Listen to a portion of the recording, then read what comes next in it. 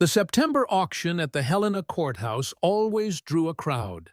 Land deals in Montana Territory were becoming the new gold rush of 1876, and everyone knew it.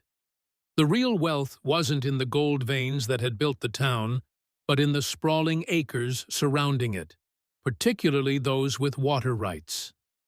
Thatcher Voss stood near the front of the crowded room, his tailored suit and gold watch chain marking him as different from the rough-hewn ranchers and shopkeepers. At 40, Voss carried himself with the confidence of a man who'd never heard the word no and wouldn't recognize it if he did. His father's bank held the mortgages on half the businesses in town and foreclosed on more land than most men would see in a lifetime. "Next parcel," announced Judge Morrison, adjusting his spectacles. "The Cole Ranch. 200 acres with Clear Creek running through the eastern section. Opening bid at $800. Thatcher smiled. He'd been waiting for this particular auction for months. The Cole Ranch wasn't just another piece of land, it was strategically positioned between Helena and the planned railroad extension. Whoever controlled that water would control the future development of the entire eastern valley. 800, called a cattle buyer from the back. 900, countered Thatcher smoothly. 1,000, came another voice. Thatcher nodded slightly. 1,200. The room fell quiet. $1,200 was more than most men earned in 2 years. Judge Morrison raised his gavel, satisfaction evident on his face. 1,200 going once. This auction cannot proceed. The voice cut through the silence like a knife. Every head turned toward the courthouse doors, where a woman in black stood resolute. Despite the September heat, she wore a high-necked dress of dark wool, her posture rigid with determination. Thatcher felt a flash of irritation. Vanessa Cole. The widow. "Mrs. Cole," Judge Morrison said with poorly concealed impatience, "this court has already addressed your concerns." "You've addressed nothing," she replied, walking forward. The crowd parted before her murmurs rippling through the room. "My husband's will expressly forbids the sale of that land." Judge Morrison cleared his throat. "Perhaps we should discuss this in private." "There's nothing to discuss that can't be said here." Vanessa's voice carried clearly. "I have the will. I have the deed. That land is not for sale." Thatcher stepped forward. "The issue, Mrs. Cole, is that there are conditions to your inheritance. Conditions that cannot be met." The judge rapped his gavel. "Court will recess for 15 minutes. Mrs. Cole, Mr. Voss, my chambers." As the crowd dispersed into gossiping clusters, Vanessa Cole held her ground. Eyes locked on Thatcher Voss with undisguised contempt. Judge Morrison's chambers smelled of leather-bound books and stale cigar smoke. He settled behind his oak desk, leaving Vanessa and Thatcher standing like school children awaiting punishment. "Mrs. Cole," he began, "we've been through this. Your husband's will is quite specific." "Then honor it," she said. The judge sighed, reaching for a document case. Section 4, Paragraph 2. "I leave all lands, holdings, and property to my wife Vanessa Cole on the condition that she bear a male heir within 1 year of my passing. Should this condition not be met, the land shall be sold at auction with proceeds divided between my wife and my brother's family in Ohio." "Ralston's brother hasn't set foot in Montana in 15 years, Vanessa said. "He didn't even attend the funeral." "Nevertheless, the will is binding." Judge Morrison peered at her over his spectacles. "Mr. Cole died 5 months ago. That gives you 7 months to fulfill the condition." Vanessa stiffened. "That's impossible, and you know it." Thatcher stepped forward, his voice smooth as silk. "If I might offer a solution, Judge, the Voss Bank would be willing to purchase Mrs. Cole's interest directly. A fair price with no need for auction. It would spare her further embarrassment. "How considerate of you," Vanessa said coldly. The judge cleared his throat. "Mr. Voss, you should know that Mrs. Cole has already declined similar offers." "I'm aware," Thatcher said. "I'm also aware that the Cole Ranch is carrying considerable debt to several businesses in town. Debts that are now coming due." Vanessa's eyes narrowed. "What are you saying?" "Simply that I've acquired those debts," Thatcher replied with a slight smile. "As a business precaution." The message was clear. Thatcher Voss was closing the noose. Judge Morrison gathered the papers. "The auction will be postponed for 7 months. If by then Mrs. Cole has not met the conditions specified in her husband's will, the land will be sold as directed." He fixed Vanessa with a stern look. Court adjourned. Vanessa turned to leave, but Thatcher blocked her path. "7 months is a long time to struggle alone, Mrs. Cole," he said quietly. "Why prolong the inevitable? Accept my offer now. Walk away with dignity and enough money to start fresh elsewhere." She met his gaze unflinchingly. "That land is my home, Mr. Voss. I'm not leaving it." "Your husband felt differently," Thatcher replied. "He clearly planned for a future without you on that land." "Ralston never doubted me." "Then why the condition?" Thatcher's smile didn't reach his eyes. "Perhaps he knew something you didn't." Vanessa pushed past him, but his voice followed her to the door. "You truly believe you'll find a husband and bear a child in 7 months? At your age, be realistic, Mrs. Cole. Time isn't on your side." She paused at the doorway, her back still turned to him. Just like Ralston's illness wasn't on his side. The words hung in the air between them. Strange how quickly consumption took him. Almost unnatural. Thatcher's poutier smile faded. "Careful, Mrs. Cole. That sounds dangerously like an accusation." She left without another word, but the tension remained thick enough to cut with a knife. Vanessa rode hard across the plains, pushing her mare faster than was wise in the afternoon heat. 5 miles outside Helena, she finally slowed, allowing both herself and the horse to breathe. The distant outline of the Cole Ranch appeared on the horizon, modest compared to the sprawling cattle operations further north. But it was home. Home. The word caught in her throat. 5 months ago, it had been their home, hers and Ralston's. Now it was a battleground, and she was losing. Ralston Cole had been 15 years her senior, a fact that had caused gossip when they married. Vanessa had been 25, then already considered a spinster after the fever epidemic claimed her parents and left her alone. Ralston had offered her stability, respect, and eventually a genuine affection that deepened with time. They'd tried for children year after year, but none came. "Some things aren't meant to be, Van," he'd said one night, holding her as she cried after another monthly disappointment. "We have each other. We have the land. That's enough."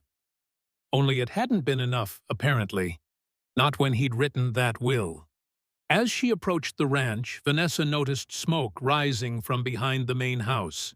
For one terrifying moment, she feared fire, but then recognized the familiar figure of Almeida Rowe, tending a washing pot in the yard. Almeida, twice widowed at 42, lived 3 miles south, but appeared at the Cole Ranch with reliable regularity since Ralston's death. She claimed it was to check on things, but Vanessa suspected the older woman simply understood the crushing weight of solitude. "You're back early," Almeida called as Vanessa dismounted. "Don't tell me those jackals at the bank changed their minds about being decent." "The auction's postponed," Vanessa said, leading her horse to the water trough. "For now." Almeida wiped her hands on her apron. "Something in your face tells me that's not good news." 7 months, Vanessa replied, her voice hollow. Judge Morrison is enforcing Ralston's will. I have 7 months to bear a son or lose everything. Almeida let out a low whistle. Ralston Cole may have been a good man in life, but that will of his is pure devilment. She studied Vanessa's face. What did Voss have to say about it? He offered to buy me out. Again. Vanessa unsaddled her horse with practiced movements. Said it would spare me embarrassment. Generous of him, Almeida said dryly, especially since he's the one creating the embarrassment. Vanessa paused. What do you mean? You think it's coincidence that Thatcher Voss has been buying up every debt and note connected to this ranch? He wants this land, and he's not particular about how he gets it. Vanessa had suspected as much, but hearing it confirmed made her stomach knot. What would he want with a modest ranch like this? Water, Almeida said simply. Clear Creek runs through your east section year-round. With the railroad coming, whoever controls water controls everything. Voss knows that. So does Ralston's will, Vanessa said bitterly. A male heir within a year of his death, or everything goes to auction. Where Voss will be waiting with the highest bid, Almeida finished. Vanessa slumped against the barn door. I can't marry and bear a child in 7 months. It's impossible. Almeida was quiet for a long moment, her weathered face thoughtful. Finally she said, You don't need a husband, Vanessa. What? You don't need a husband, Almeida repeated more firmly this time. You just need a man who knows what to do and can do it before Voss takes your fence posts. Vanessa stared at her, uncomprehending at first, then shocked as the meaning became clear. Almeida, I couldn't and shouldn't are two different things, Almeida cut in. You think every child born in this territory came from a church wedding. Half the women in town were showing before the preacher finished his vows. My reputation. What about your ranch? Almeida countered. Besides, once you've got a baby on your hip, folks forget how you got there. They're too busy gossiping about the next scandal. Vanessa shook her head. This is madness. Madness is losing your home because you're too proud to bend the rules a little. Almeida's voice softened. Ralston left you that land because he loved you. You think he'd want you to lose it over some fool notion of propriety. The mention of Ralston stung. He'd been a good husband, quiet and steady. They'd tried for children, but it never happened. Now she wondered if it had been his failing rather than hers. Even if I agreed to this insane plan, Vanessa said slowly, how would I even... That's where planning comes in. Almeida pulled a scrap of paper from her apron. I've been thinking about the men in town. We need someone reliable, healthy, and discreet. Can't have word spreading faster than honey on a hot biscuit. You've made a list? Vanessa asked, incredulous. Started one, Almeida admitted, squinting at her handwriting. Crawford Boone, the blacksmith, strong as an ox, arms like tree trunks, could probably lift you clean off the ground. I'm not discussing this. Then there's Sutton Hale, Almeida continued undeterred. He's the sheriff. Responsible sort, knows how to keep secrets. Stop, Vanessa groaned, covering her face. Just stop. Foster Grady is another option. Young works at the livery stable. Quiet type, probably wouldn't ask too many questions. I need time to think, Vanessa said, overwhelmed. Almeida folded the paper and tucked it away.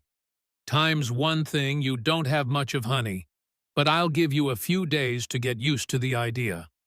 Her eyes met Vanessa's, suddenly serious. Just remember, come next March, you'll either be holding your baby or packing your bags. As Almeida gathered her washing and prepared to leave, she paused, as if just remembering something. You know, there's one name I didn't mention. Who? Vanessa asked wearily. That ranch hand of yours, Bridger. Almeida's expression was carefully neutral. Been working here 3 years now, stayed on even after Ralston died. Loyal, strong, keeps to himself. Bridger, Vanessa repeated, surprised. He's just a boy. 26 isn't a boy, Vanessa. And he's got more sense in his little finger than most men have in their whole bodies. Almeida mounted her horse, settling into the saddle with practiced ease. Ever wonder why he stayed on when he could find better pay elsewhere? Man doesn't stick around a struggling ranch out of loyalty to a dead employer. With that parting thought, she rode off, leaving Vanessa staring after her, the impossible plan taking reluctant shape in her mind. That evening, Vanessa found herself watching Bridger McCallan from the kitchen window as he mended a broken corral gate. How had she never really looked at him before? He was tall and lean, with sun-darkened skin and calloused hands that spoke of honest work. His dark hair needed cutting, falling over his forehead as he concentrated on his task. Bridger had appeared at the ranch 3 years ago looking for work. Ralston had hired him on the spot, saying later that he recognized something in the young man's eyes. Someone who's seen the other side of hell and come back, was how he'd put it. Whatever Bridger had seen or done before arriving at the coal ranch, he never spoke of it. He worked hard, kept to himself, and somehow became an indispensable part of the operation. When Ralston took ill, Bridger had shouldered more responsibilities without being asked. When Ralston died, he'd stayed on, even though Vanessa could barely afford to pay him. She'd been grateful, certainly, but had she ever really seen him, not as a ranch hand, not as another body to feed, but as a man? A sharp knock at the door startled her from these thoughts. She opened it to find Sheriff Sutton Hale, standing on her porch, hat in hand. "Evening, Mrs. Cole," he said, nodding respectfully. "Heard there was some trouble at the auction today." "News travels fast," she replied, stepping aside to let him enter. "Small town," he said with a shrug. "Wanted to make sure you were all right." "I'm fine, Sheriff. Just postponing the inevitable, it seems." Hale's face softened with sympathy. "Judge Morrison told me about the will's condition. Seems mighty unfair, if you don't mind my saying." "Life often is," Vanessa said, pouring coffee for them both. "Voss has been asking questions." Hale continued, accepting the cup. "About your finances, about the ranch's condition." "He wants my land." Hale nodded. "He's not a man used to being denied." "Be careful, Mrs. Cole." "What can he do? The law is the law, even if it's not in my favor." The sheriff looked uncomfortable. "Just watch yourself. Voss has connections in Helena that go beyond banking. He served in the war, you know. Confederate officer. Made friends in places most folks don't think about." Before Vanessa could ask what he meant, the back door opened and Bridger entered, stopping short when he saw the sheriff. "Evening," he said, his posture instantly alert. "McCallan," Hale acknowledged. "Just checking on Mrs. Cole after today's events." Bridger nodded, his eyes flicking between them. "Everything all right?" "Fine," Vanessa assured him. The sheriff was just leaving. After Hale departed, Bridger remained in the kitchen, his tall frame somehow making the room feel smaller. "I heard what happened in town," he said quietly. Vanessa tensed. From whom people talk, especially to someone they don't really notice. A ghost of a smile touched his lips. "Being invisible has advantages." "What exactly did you hear? That Judge Morrison is enforcing Mr. Cole's will, that you need a son within 7 months or lose the ranch." His direct gaze met hers. "And that Thatcher Voss is already counting this land as his." Vanessa felt suddenly exhausted. Then you know as much as I do. Bridger was silent for a moment, then said, I knew Mr. Cole was changing his will before he died. He asked me to fetch the lawyer from town. This was news to Vanessa. Did he tell you why?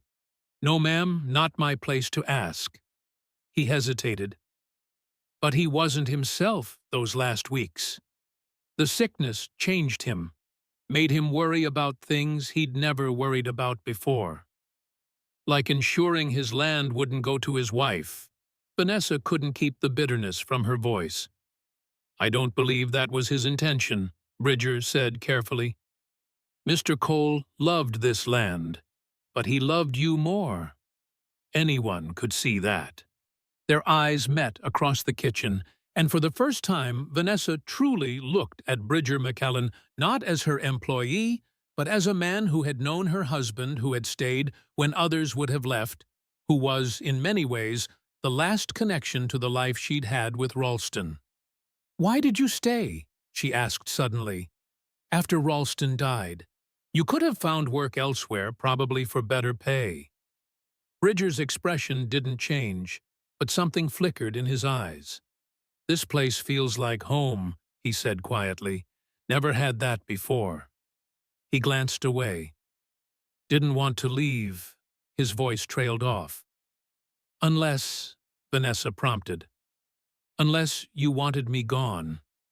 He finished, meeting her gaze again. The simple honesty in his words caught her off guard. I've never wanted you gone. Good to know. A small smile touched the corner of his mouth, transforming his usually solemn features. Ranch wouldn't be the same without you running it. As he turned to leave, Vanessa found herself wondering if Almeida had been right.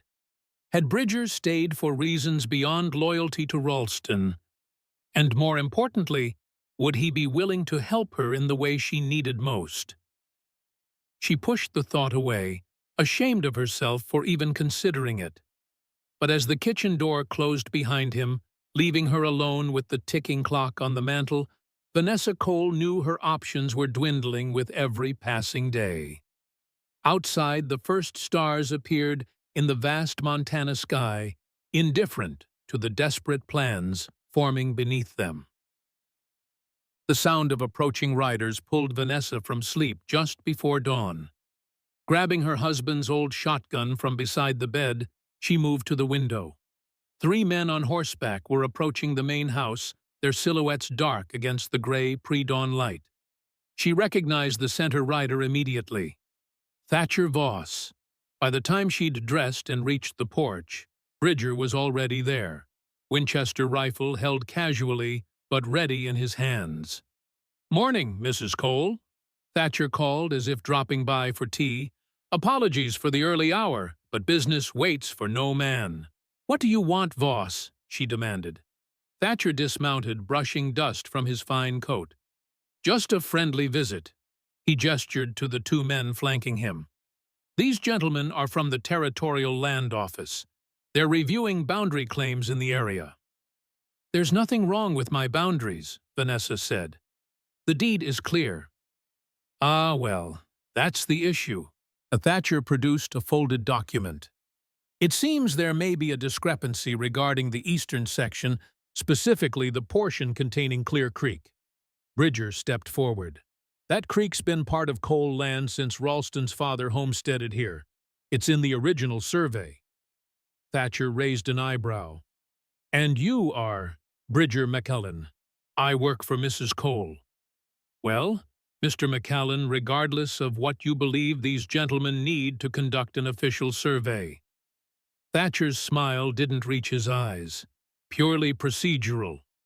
One of the men, neither of whom had territorial badges visible, spoke up. We'll need to examine the eastern boundary. Shouldn't take more than a day. You have no right, Vanessa began, but Thatcher cut her off. Actually, Mrs. Cole, they have every right. This is a territorial matter now. He handed her a paper that bore Judge Morrison's signature. Everything's in order. Vanessa took the document, rage building inside her. First you try to buy me out, then you try to auction my land, and now you're trying to steal my water rights." Thatcher's smile faded.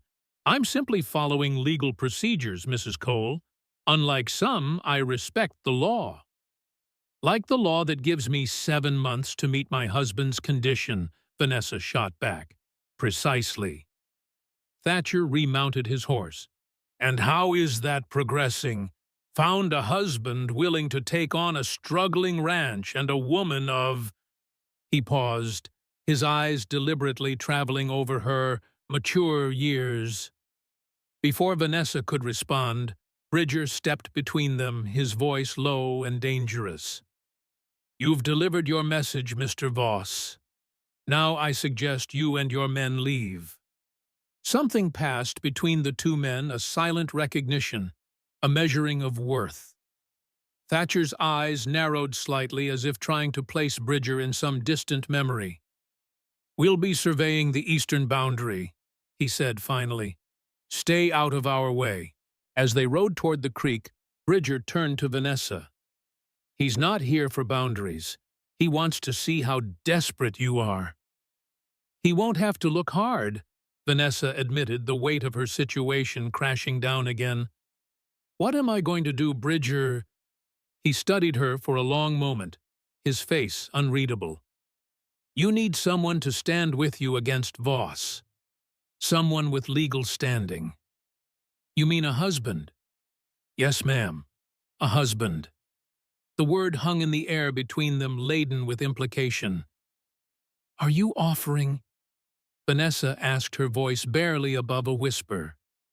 Bridger's expression didn't change, but his eyes, those quiet, observant eyes that seemed to see everything and reveal nothing, held hers steadily. "If that's what it takes to save your ranch," he said simply. Yes, in that moment, with Thatcher Voss's men trespassing on her land and time slipping through her fingers like sand, Vanessa Cole made the decision that would change everything. "Then I accept," she said. End of part 1, continuing to part 2. I've written the first part of your 22,000-word Western story following the detailed outline. This opening section, for 400 words, establishes 1. A powerful hook with the courthouse auction scene. 2. The central conflict between Vanessa Cole and Thatcher Voss over the ranch land. 3. The desperate condition of Ralston's will, requiring a male heir within a year. Character introductions and motivations. Vanessa Thatcher, Almeda Bridger. 5. The historical backdrop of 1876 Montana Territory. 6. The first marriage of convenience proposal from Bridger. The writing style incorporates cinematic storytelling techniques with scene transitions, visual descriptions, and dialogue that reveals character. I've used period-appropriate language and historical details to enhance authenticity for your 60-plus male American audience. I've ended part 1 with a strong cliffhanger. Vanessa accepting Bridger's marriage proposal to save her ranch, setting up the escalation of conflict in part 2. Would you like me to continue with part 2 now, or would you prefer to review this first section before proceeding? The news of Vanessa Cole's sudden engagement spread through Helena like wildfire. By sundown, it seemed everyone within 20 miles knew that the widow Cole had taken up with her ranch hand, a scandalous development that provided more gossip fodder than the last 3 church socials combined. "Did you hear? Not even 6 months a widow. That young man's been living on her property this whole time. Ralston Cole must be turning in his grave." Vanessa heard none of it directly, but she didn't need to. The sideways glances when she visited the general store told her everything, as did the sudden silences that fell whenever she entered a room. "Let them talk," Almeda advised when she visited the ranch a week after Vanessa's decision. "They'd be talking no matter who you chose to marry. At least Bridger's already here and knows the operation." "It's not a real marriage," Vanessa reminded her, keeping her voice low, though they were alone in the kitchen. "It's an arrangement." Almeida raised an eyebrow. Does he know that? Of course. It was his idea, remember? His idea to marry you, Almeida corrected. Did you specifically discuss that it's temporary? That once the baby's born, you're done with him? Vanessa frowned. Not in those exact words, but he must understand. It's a marriage of convenience, nothing more. Mm-hmm, Almeida hummed, unconvinced. Men aren't known for their subtlety, Vanessa. Might want to make sure you're both reading from the same page before you say those vows. The wedding itself was a modest affair held in Preacher Davidson's parlor with only Almeida and Dr. Craven as witnesses. Davidson, a stern man with old-fashioned sensibilities, had initially refused to perform the ceremony. "This union appears hastily arranged," he'd said when they approached him, his disapproval evident. "Marriage is sacred, Mrs. Cole, not a business transaction." "With all due respect, preacher," Bridger had replied, his voice steady. "Some of the best marriages start as partnerships. The rest comes with time." Something in Bridger's sincerity, or perhaps the generous donation they offered to the church building fund, eventually swayed the preacher. The ceremony was brief, the words traditional, but as Vanessa repeated her vows, she couldn't help but wonder what Ralston would think of her marrying a man she barely knew to save the land they'd shared. When the preacher pronounced them husband and wife, Bridger's kiss was chaste, a brief touch of his lips to hers that left her strangely unsettled. This man was now her husband, yet she knew little about him beyond his work ethic and his silent dependability. That evening, back at the ranch, an awkward tension filled the house. Bridger moved his few possessions from the bunkhouse to the main house, but insisted on sleeping on the parlor sofa rather than sharing Ralston's now their bedroom. "It's not proper yet," he said simply when she protested. "There's time." Time. The word hung between them laden with meaning. They both knew what the marriage required, what had to happen for the condition in Ralston's will to be met.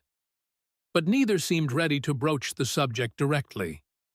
Instead, they fell into a routine of cautious politeness, working side by side during the day and retreating to separate spaces at night.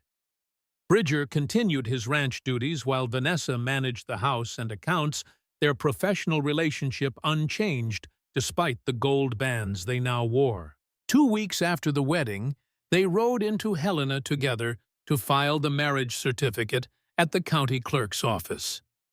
Vanessa felt the stares and heard the whispers, but Bridger's solid presence beside her made them easier to bear.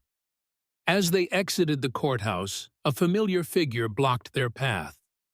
Thatcher Voss, immaculate as always in his tailored suit, regarded them with cold amusement.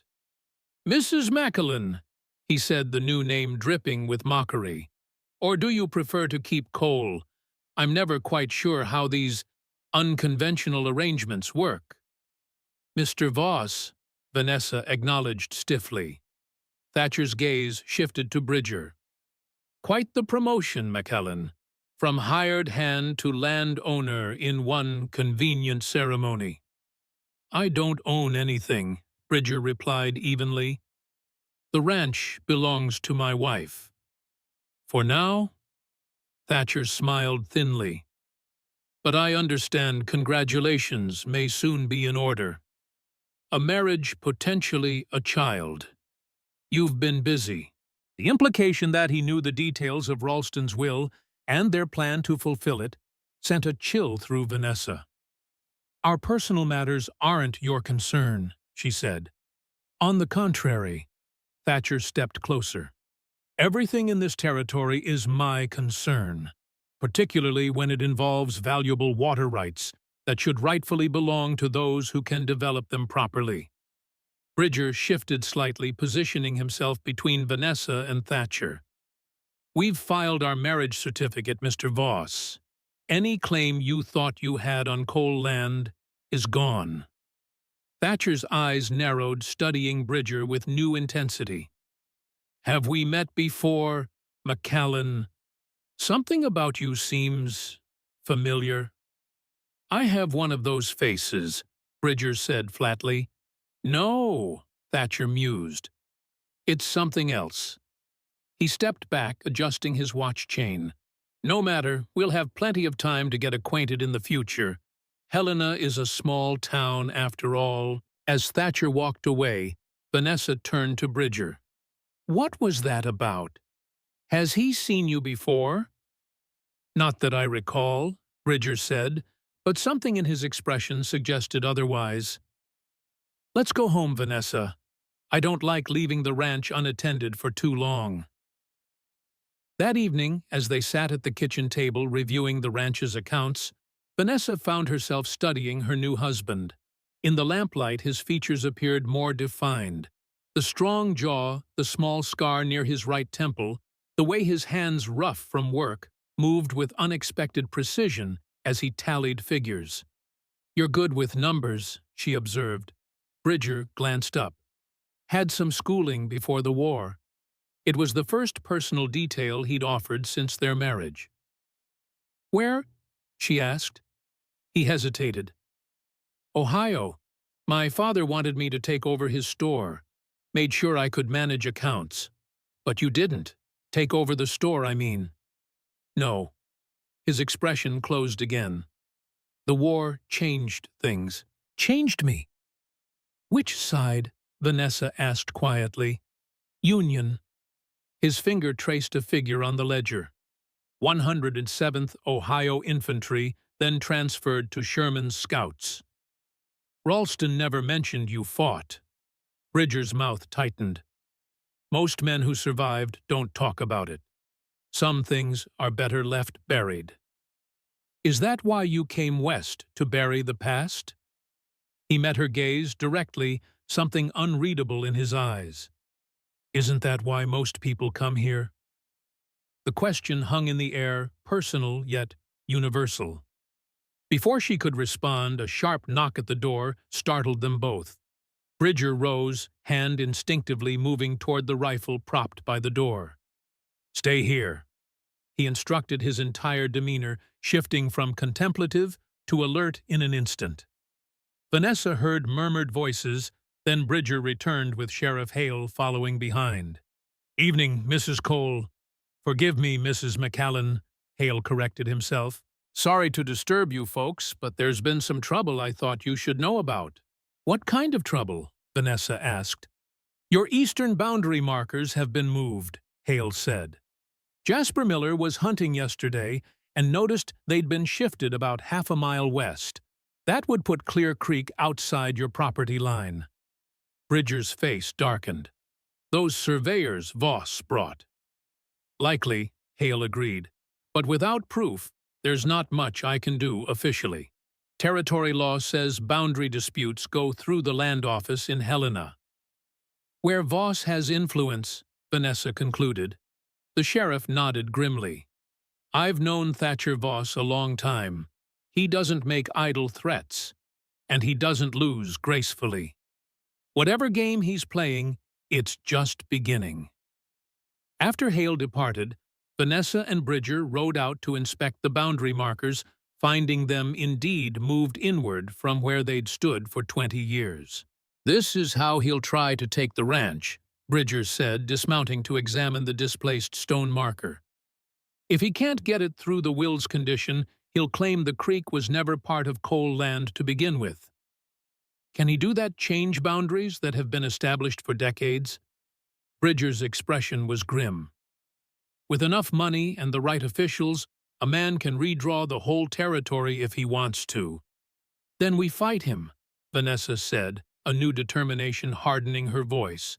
"We'll get the original survey maps from the land office, find witnesses who remember where the markers have always been." Bridger regarded her with something like admiration. "You're not giving up easily." "This land is all I have left," she replied. "All Ralston left me. I won't let Voss steal it through trickery."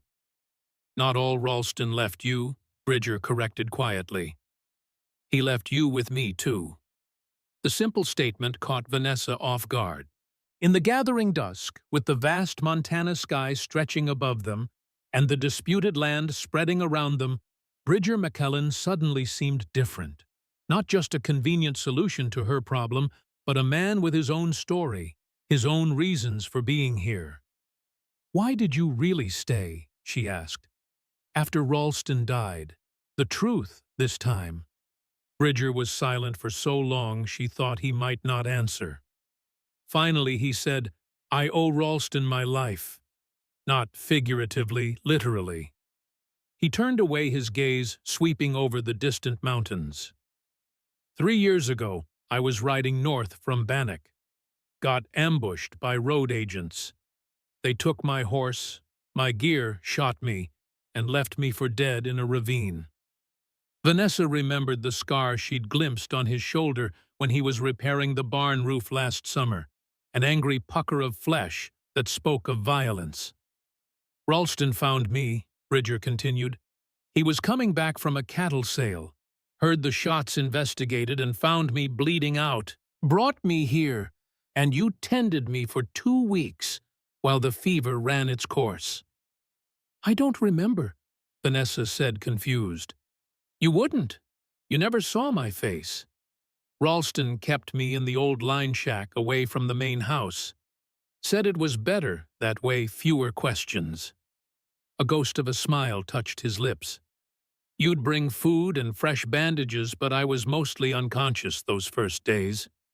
"Why would Ralston hide you?" Bridger turned back to her, his expression unreadable in the fading light. "Because I was being hunted. Not just by the road agents, but by others, men from my past. Ralston knew that somehow. He never asked for details, just offered me a place to heal, and then a job where I could stay invisible. And now you're marrying his widow to repay that debt." Vanessa concluded, the pieces falling into place. "That's how it started," Bridger admitted. "A debt that needed paying. But it's become more than that." "What do you mean?" Before he could answer, the distant sound of hoofbeats drew their attention. 3 riders were approaching from the direction of Helena, moving fast. "Back to the house," Bridger ordered, suddenly alert. "Now!" As they galloped back, Vanessa's mind raced with questions. Who was Bridger McKellen really? What past was he running from? And what did he mean when he said his reasons for marrying her had become more than repaying a debt? The riders reached the ranch yard just as they did. Vanessa recognized John Lockhart, owner of the largest spread in the county, accompanied by 2 of his men. Lockhart was in his 50s, a gruff veteran of both the Mexican and Civil Wars who rarely involved himself in his neighbors' affairs. "McKellen," he called gruffly. "Need a word." Bridger dismounted, his posture cautious. "Mr. Lockhart, something wrong." "Plenty." Lockhart grunted. "But not here. Private matter." Bridger glanced at Vanessa, who nodded slightly. "Go ahead. I'll see to the horses." The men moved toward the barn, voices lowered. Vanessa led the horses to the corral, then slipped quietly along the barn's outer wall, positioning herself near an open window where she could overhear their conversation. "Offering $20 a head over market," Lockhart was saying, "but only to certain ranchers. Cole or McEllyn Ranch now isn't on the list." "Voss?" Bridger asked. "His new cattle company," Lockhart confirmed. "Buying up stock all over the territory but blacklisting anyone who crosses him. He's making it damned hard for small operators to sell their beef." "Why are you telling me this?" Bridger's voice was cautious. There was a pause. Then Lockhart said, "Man came asking about you in town yesterday. Well-dressed fellow, Eastern accent. Calling you by a different name." The silence that followed was heavy with unspoken meaning. "What name?" Bridger finally asked, his voice flat. "Montgomery. James Montgomery." Vanessa's breath caught. Montgomery. Who was James Montgomery? What did you tell him, Bridger? Or was it Montgomery asked? Nothing, Lockhart said. But I served with a Lieutenant James Montgomery in the 107th Ohio. Good officer disappeared after Atlanta. Thought he'd been killed until I spotted him breaking horses on my neighbor's ranch 3 years ago. Another long silence. I don't know what you're running from, son, Lockhart continued. But Thatcher Voss is turning this territory upside down looking for you. Not just to squeeze your ranch, he wants you specifically. Did Ralston know? Bridger's voice was barely audible. Cole hell, he's the one who asked me to hire you that first year. Said you needed to disappear for a while. Lockhart's voice softened slightly. Ralston Cole saved more than a few men's lives during the war. Seems he kept up the habit afterward. Vanessa felt dizzy with revelation. Ralston had known all along who Bridger really was, had deliberately hidden him, had even arranged employment for him elsewhere before bringing him to their ranch. Why, what connection did her quiet, steady husband have to this mysterious man, with 2 names Voss served as well? Lockhart was saying. Confederate cavalry officer, captured near Atlanta in '64. By Sherman's scouts, Bridger or Montgomery confirmed softly. By you specifically if rumors are true, Lockhart said. Man doesn't forget something like that, especially a proud Southerner like Voss. That was a lifetime ago. Not to him, apparently. Lockhart's voice hardened. Watch yourself, Lieutenant, and watch your wife. Voss isn't just after land anymore. This is personal. When Vanessa returned to the house, she found Bridger sitting at the kitchen table, a small metal object gleaming before him. As she approached, she recognized it, a tarnished silver lieutenant's bar. James Montgomery, she said quietly. Bridger looked up unsurprised that she'd overheard. A name I haven't used in a long time. Why, what happened in Atlanta? He closed his hand around the silver bar. I captured Thatcher Voss behind enemy lines. He was carrying documents, battle plans, troop movements. Valuable intelligence. That would make you a hero, not a fugitive. Bridger's laugh was hollow. There's more to the story, always is. He stood pocketing the lieutenant's bar. I need to check the north pasture fence before dark. You're not going to explain after everything that's happened. He paused at the door, his back to her. Some ghosts are better left undisturbed, Vanessa. For both our sakes. As the door closed behind him, Vanessa was left with more questions than answers. Who was the man she'd married? What had happened during that war that made him hide his identity? And how was Ralston connected to it all? The diary. The thought came suddenly clear as a bell. Ralston had kept a leather-bound journal for years, recording everything from cattle sales to personal thoughts. If he'd known Bridger's true identity, if he'd deliberately brought him to the ranch, perhaps he'd written about it. The small trunk at the foot of their bed contained Ralston's personal effects, things she'd packed away after his death, too painful to examine then. Now she pulled it out and began searching through the contents: letters, a pocket watch, a daguerreotype of his parents, and finally, at the bottom, the worn leather journal. As daylight faded, Vanessa lit the lamp and began to read. April 18th.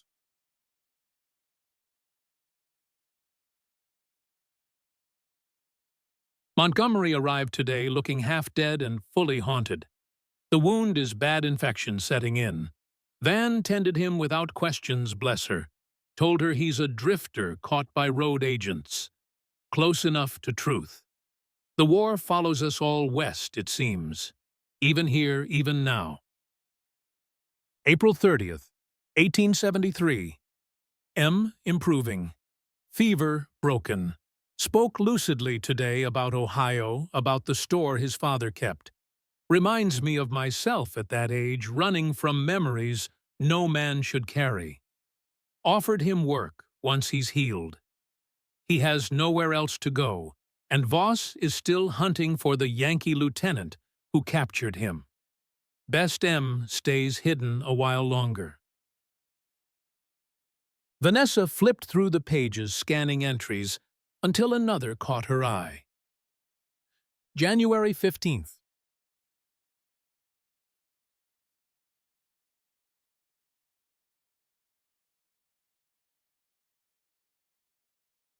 Lockhart reports Amshire doing well at his place, though keeping to himself. Better that way, less chance of being recognized. Voss making noise about water rights again. Man never forgets a slight, whether in war or business. Must speak with Judge Morrison about securing our claim to Clear Creek more formally. Her hands trembled as she turned to entries from the final months of Ralston's life. November 3rd, 1875. Cough worsening. Dr. C says consumption, but progressing unusually fast. Never seen it take hold so quickly, he says. Had strange visit from Voss yesterday. Came alone ostensibly about buying cattle. Seemed more interested in touring the ranch, asking about hired help. Looking for someone, I suspect. Offered tea, which he declined. Left his own flask on the table when he departed, a gesture of friendship. Buried it behind the barn. Trust that man less than a rattlesnake in a nursery. November 10th, 1875. Weaker today. Something not right about this illness. Burns differently than consumption should. Changed my will. Van will think it betrayal, but it's protection. Condition of male heir ensures she'll need to remarry quickly, hopefully to M, who I've brought back from Lockhart's.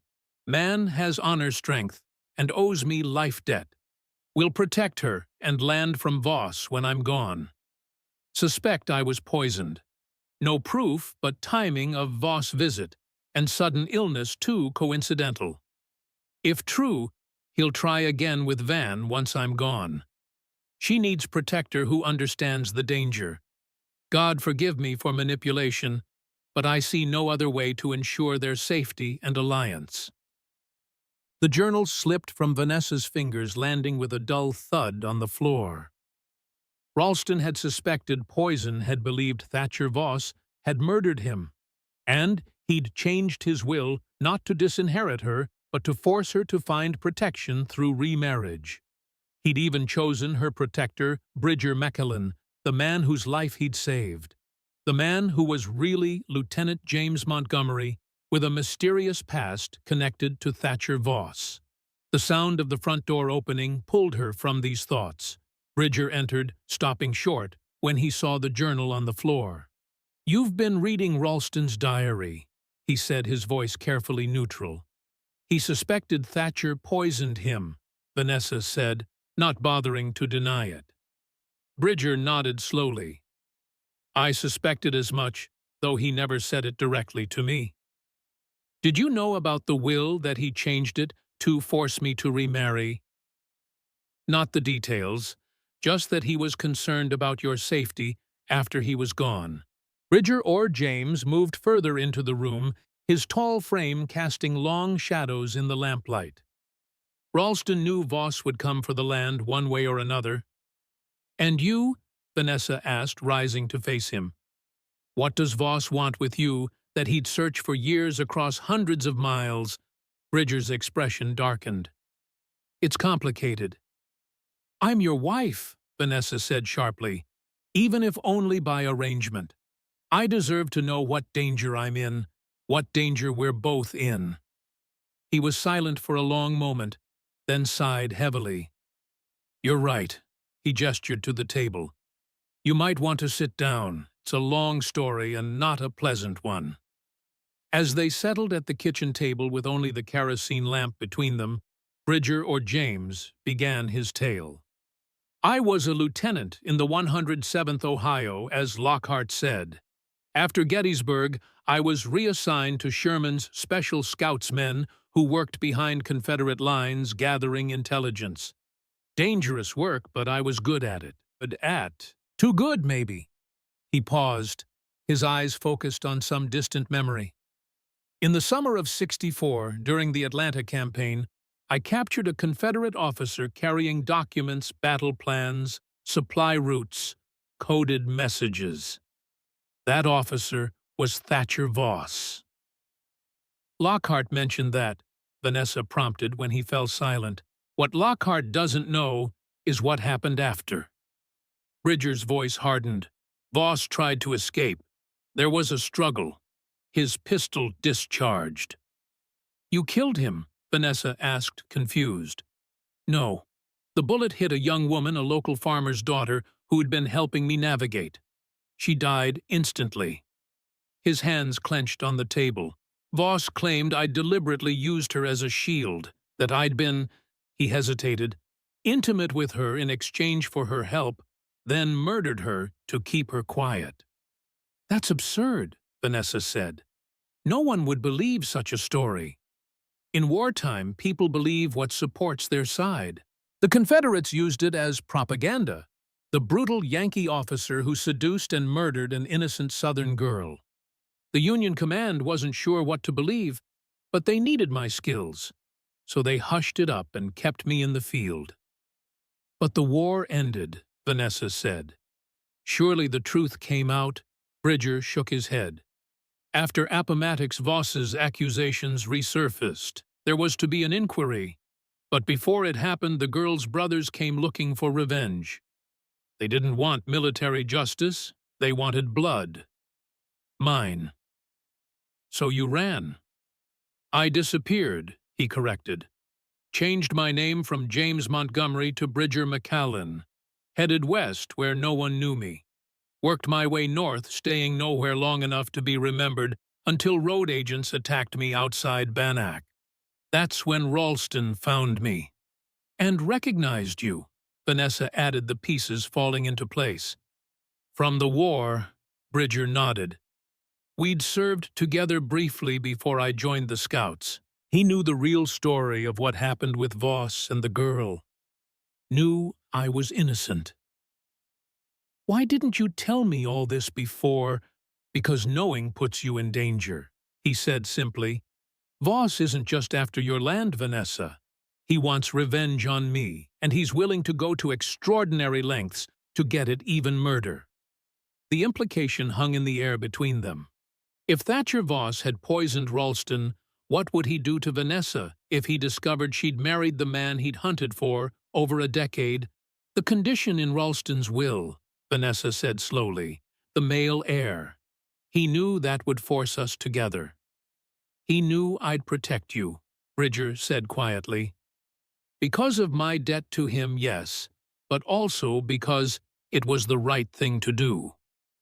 And now, Vanessa asked, what do we do now that Voss knows you're here? Bridger's expression was grim. We fulfill the condition in Ralston's will. We secure your claim to the land. And we prepare for Voss to make his move. So do you think he'll come for us directly? I think he'll try to destroy us any way he can, Bridger replied. And we need to be ready when he does. As night settled fully over the Montana plains, Vanessa Cole McCallum faced the stunning realization that her marriage of convenience had become something far more dangerous, an alliance against a powerful enemy who would stop at nothing to possess her land and destroy her husband. And somewhere in the darkness beyond their ranch, Thatcher Voss was already making plans to ensure that neither of them would live to see the condition in Ralston's will fulfilled. Vanessa awoke to the smell of smoke. For one disoriented moment, she thought Bridger must be cooking breakfast. Then she registered the quality of the smell, not wood smoke from the stove, but the acrid scent of burning timber. She bolted upright, suddenly alert. Through the bedroom window, an orange glow illuminated the pre-dawn darkness. The barn was on fire. Bridger, she called, throwing aside the quilt and rushing to the parlor where he still insisted on sleeping. The sofa was empty, the blanket thrown back. Outside she could hear shouting, the panicked whinnying of horses. Grabbing Ralston's shotgun from beside the door, Vanessa ran out into the yard. The scene was chaos. The barn blazed against the night sky, flames licking up the wooden walls, consuming the hay stored in the loft. Bridger and Pedro, their Mexican ranch hand, were frantically leading horses from the burning structure while trying to control the other livestock that had broken free in the panic. "Vanessa!" Bridger shouted when he spotted her. "Stay back!" Ignoring him, she ran to help, taking the reins of two frightened horses from Pedro and leading them to the corral. The heat from the fire was intense, singeing her eyebrows and making her skin feel tight and hot. "Is everyone out?" she called to Bridger as he emerged from the barn with the last horse, a young colt, that bucked and pulled against the lead rope. "Animals are clear," he confirmed, his face streaked with soot. "Too late for the building." Without the resources of a town fire brigade, there was little they could do but watch as the barn collapsed in on itself, sending a shower of embers spiraling into the night sky. By dawn, all that remained was a smoking ruin and the acrid smell of destruction. "It wasn't an accident," Bridger said grimly as they surveyed the damage in the gray morning light. "I found this." He held up an empty kerosene bottle. "Someone doused the north wall and lit it." "Voss?" Vanessa asked, though she already knew the answer. "Has to be." Bridger's expression was hard. "This is just the beginning, Vanessa. He'll keep coming at us, keep trying to drive us off, or worse." Sheriff Hale arrived mid-morning, summoned by Pedro, who'd ridden into town at first light. He examined the ruins and the kerosene bottle, his expression grave. "I'll look into it," he promised, though his tone suggested limited optimism. "But without witnesses—" "We know who did this," Vanessa said tightly. "Who ordered it, at least." Hale sighed. "Knowing and proving are different things, Mrs. McCallan, especially when the man in question has the territorial judge in his pocket." After the sheriff departed, Vanessa and Bridger took stock of their losses. The barn could be rebuilt eventually, but the stored hay for winter feed was gone along with most of their tools and tack. "We'll manage," Bridger assured her as they sat on the porch that evening, exhausted from the day's efforts to salvage what they could. "Lockhart offered to loan us his old hay shed until we can rebuild, and the horses can shelter in the lean-to for now." Vanessa nodded, too tired for words. The reality of their situation was sinking in. They were at war with Thatcher Voss, a man with resources, connections, and a personal vendetta. What chance did they have against someone who could burn their barn with impunity, who might have already murdered Ralston, who had been hunting Bridger for years? "We should sell," she said suddenly. "Take Voss's offer and leave. Start somewhere new.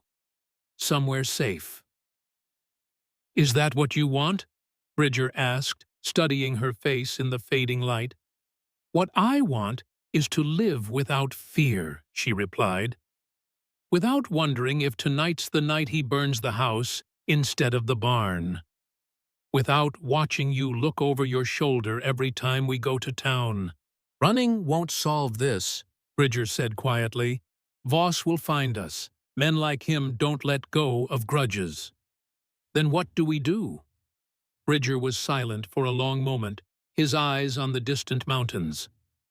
"We fight," he said finally. "But on our terms, not his. How? First we secure your claim to the land by meeting the condition in Ralston's will." The implication hung in the air between them. They had been married for nearly a month, yet had not consummated. The union had not taken the necessary step toward fulfilling the will's requirement of a male heir. Vanessa felt heat rise in her cheeks. "Bridger, Only when you're ready, he said gently. This isn't a transaction to me, Vanessa, despite how it started. Their eyes met, and something unspoken passed between them, an acknowledgement that their marriage of convenience had evolved into something neither had anticipated. Something deeper, more complex, fraught with both danger and possibility. Before she could respond, the sound of approaching riders drew their attention. Through the gathering dusk, they could make out 3 men on horseback coming fast down the road from Helena. Bridger was on his feet instantly, rifle in hand. "Get inside," he ordered. "No," Vanessa said, firmly raising Ralston's shotgun. "This is my ranch, too. I'll defend it beside you." As the riders drew closer, Bridger tensed, then unexpectedly relaxed. "It's Lockhart," he said, lowering his rifle slightly. "And 2 of his men." John Lockhart reined in his horse, sharply dismounting, with the stiffness of a man who'd ridden hard despite aging bones. His weathered face was grim. "Montgomery," he said, nodding to Bridger. "Mrs. Macklin, got news you need to hear." "What's happened?" Bridger asked, still alert, despite recognizing his former employer. "Voss is making his move," Lockhart said without preamble. "He's filed papers claiming Clear Creek was mistakenly included in the original coal land grant. Says the true boundary runs half a mile east of where it's always been." "That's absurd," Vanessa protested. "The creek has been part of this property since my father-in-law homesteaded here." "Doesn't matter what's true," Lockhart replied. "Only what Judge Morrison rules. And word is, he's already decided in Voss's favor." Bridger's face hardened. "When ruling comes down tomorrow morning, without water rights, this ranch loses half its value."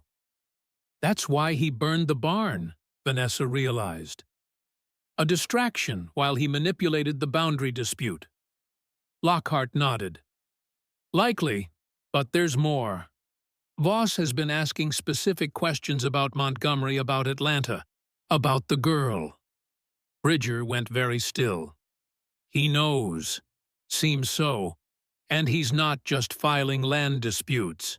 He sent telegrams east to the War Department, to Ohio, to anyone who might have known Lieutenant James Montgomery." "He's trying to expose me," Bridger said. "Force me to either run or face the old accusations." "What accusations?" Vanessa asked, looking between the 2 men. Lockhart's expression was solemn. "Murder, Mrs. McCallan. Your husband is still wanted for questioning about the death of a civilian during the war. Voss is trying to bring those charges forward again." The ground seemed to shift beneath Vanessa's feet. Murder.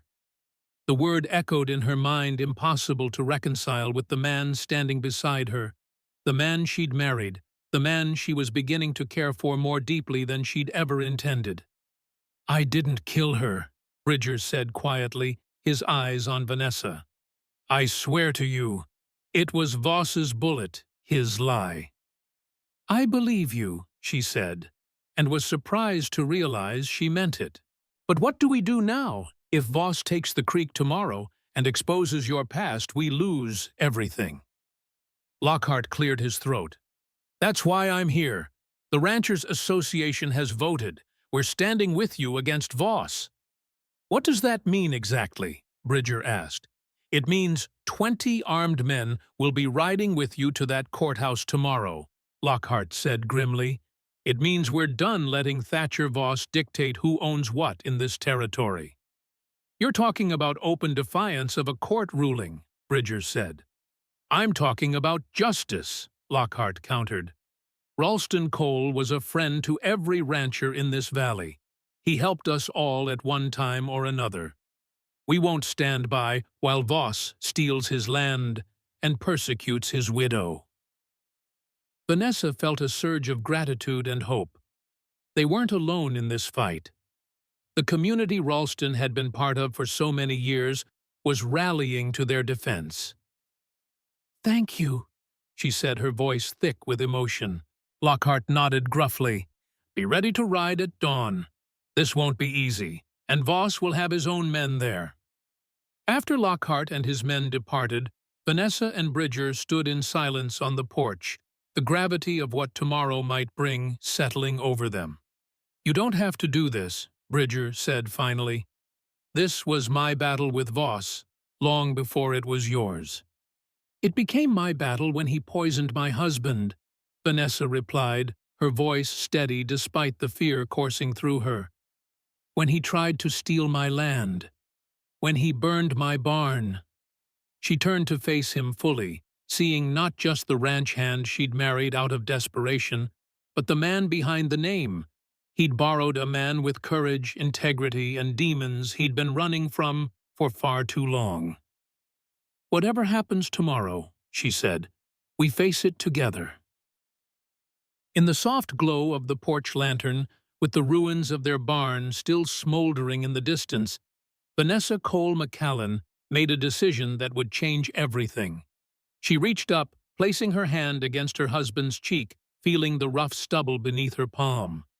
James, she said softly, using his real name for the first time. Tonight, I don't want to be alone. His eyes, usually so guarded, revealed a flash of vulnerability. Are you sure? Instead of answering, she took his hand and led him inside, closing the door on the dangers that awaited them tomorrow. For tonight, at least, they would find comfort in each other, a union begun in convenience, but now transformed by shared purpose and growing affection. As they crossed the threshold of the bedroom that had once been hers and Ralston's, Vanessa felt not guilt, but a strange sense of rightness, as if her first husband had somehow orchestrated this very outcome, bringing together the woman he loved and the man who owed him a life debt, creating a new alliance that might just be strong enough to defeat their common enemy. Outside, a coyote howled at the rising moon, its lonely call echoing across the vast Montana plains, a reminder of the wild, unforgiving land they were fighting for, and the even wilder justice that tomorrow might bring. Dawn broke blood-red over the eastern Montana plains, casting long shadows across the Cole McCallan ranch. Vanessa stood on the porch, watching as riders appeared on the horizon. Lockhart and his promised men, 20 strong, armed and determined. She'd slept little. The night with Bridger with James had changed things between them in ways she was still processing. What had begun as a practical arrangement had evolved into something genuine, something that made her heart quicken when their eyes met across the breakfast table that morning. But there was no time to examine these new feelings. Today they would face Thatcher Voss in Helena, challenging his attempt to steal their water rights and expose James's past. Today would determine whether they kept the ranch or lost everything. "They're here," James said, emerging from the house with rifle in hand. He'd shaved and combed his hair, wearing the one good suit he possessed, Ralston's altered to fit his taller frame. He looked different somehow, more commanding, less the quiet ranch hand and more the Union officer he'd once been. "You look like a different man," she observed. A ghost of a smile touched his lips. "In some ways I am." He met her gaze directly. "No more hiding, Vanessa. Whatever happens today, I'm done running from Voss and his lies." The conviction in his voice stirred something in her pride, fear, and a fierce protectiveness. Last night had been a revelation showing her not just his strength, but his vulnerability, the scars, both physical and emotional, that he carried from the war. She'd traced the puckered bullet wound on his shoulder, listening as he finally shared the full story of Atlanta, of the young woman's death, of Voss's manipulation of the truth. "We'll face him together," she said, taking his hand briefly before the approaching riders demanded their attention. Lockhart led the group, his weathered face grim beneath his hat brim. Behind him rode a cross-section of the county's ranchers and farmers' men, who rarely agreed on anything but who had united against a common threat. "Morning," he called, reining in his horse. "Ready to ride?" James nodded, turning to Vanessa. "Stay here. It'll be safer." "Not a chance," she replied, already moving toward the barn where her horse was saddled. "This is my fight, too." Lockhart's eyebrow rose slightly, but he said nothing, merely nodding with grudging respect when Vanessa mounted and took her place beside James. "Voss will have his own men there," Lockhart warned as they set off toward Helena, "including Judge Morrison. This won't be settled with handshakes." "We're not looking for trouble," James replied, though the rifle resting across his saddle suggested otherwise. "Just justice." The 10-mile ride to Helena gave Vanessa time to think. About Ralston, about his suspicions that Voss had poisoned him, about the condition in his will that had seemed so cruel but was actually his way of ensuring she'd be protected, about James Montgomery, the man he'd saved and brought to their ranch, knowing that someday they might need each other. Had Ralston somehow foreseen all this? Had he known that Voss would eventually discover James's identity, that the old war grudge would reignite? Had he deliberately thrown them together, knowing they'd be stronger, united than apart? As they crested the final ridge overlooking Helena, Vanessa felt a chill that had nothing to do with the morning air. Smoke rose from several points in town, and even from a distance they could see unusual activity in the streets, groups of men moving with purpose, horses tethered outside the courthouse in greater numbers than normal. "Something's wrong," Lockhart muttered, spurring his horse forward. They encountered the first signs of trouble at the town's edge. A freight wagon lay overturned, its contents scattered across the road. The driver sat on the boardwalk, a bloody rag pressed to his head. "What happened?" Lockhart demanded, dismounting. "Voss's men," the freighter spat, "said the road was closed to undesirables. When I argued they did this." He gestured to his bloodied head. James exchanged a look with Vanessa. "He's blocking access to town." "To the courthouse," she corrected. "He doesn't want us contesting the boundary ruling." Lockhart remounted, his expression hardening. "We'll take the south route in. Avoid the main street." As they rode through back alleys toward the courthouse, more signs of Voss's influence became evident. Armed men stood on corners watching their progress with open hostility. Several businesses that normally would be open remained shuttered, their owners apparently warned to stay closed. "This isn't legal," one of Lockhart's men growled. "He can't take over a whole town." "He can if the sheriff and judge are in his pocket," James replied grimly. "And if enough people are afraid to stand against him." When they finally reached the courthouse square, they found it transformed into a fortress. At least 30 armed men surrounded the building, with Voss himself standing on the steps, impeccably dressed, as always watching their approach with cold amusement. "Quite the assembly, Mr. McAllen," he called as they halted before the square. "Or should I say Lieutenant Montgomery?" A ripple went through the crowd at the name. James straightened in his saddle, his face expressionless. "We're here for the boundary hearing, Voss," he replied evenly. "Nothing more."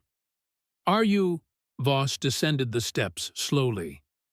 "I rather thought you were here to threaten a duly appointed territorial judge with violence if he doesn't rule in your favor." He gestured to the armed ranchers. "That is the purpose of your delegation, isn't it?" "We're here to ensure justice is done," Lockhart countered, "not to watch you steal land that's belonged to the Cole family for 20 years. Voss smiled thinly. "Justice is precisely what we're administering today." His gaze shifted to James, "for old crimes as well as new." "What's he talking about?" one of Lockhart's men muttered. "Lieutenant James Montgomery," Voss announced loudly, addressing the growing crowd of townspeople who had gathered to watch the confrontation. "Wanted for the murder of Elizabeth Beaumont, a civilian during the late war between the states. A man who has hidden among you for years under a false name, evading justice for his crimes." "That's a lie," James said, his voice carrying. "Elizabeth Beaumont died from a bullet fired from your gun, Voss, during your escape attempt after being captured behind Union lines." "A convenient tale," Voss sneered, "but not the one recorded in official reports. Not the one her brothers have been pursuing for 12 years. He gestured, and two men stepped forward from the courthouse doors. They were clearly related, with the same heavy brows and hard eyes. "The Beaumont brothers have traveled a long way for justice, Lieutenant. They've waited a long time to see their sister's killer face consequences." Vanessa felt sick. This was Voss's plan all along, not just to take their land, but to orchestrate a vengeance born in wartime grievances, manipulating these brothers with a twisted version of the truth. "Don't do this, Voss," she called, urging her horse forward. "This isn't about the war or Elizabeth Beaumont. It's about Ralston's land you've wanted for years."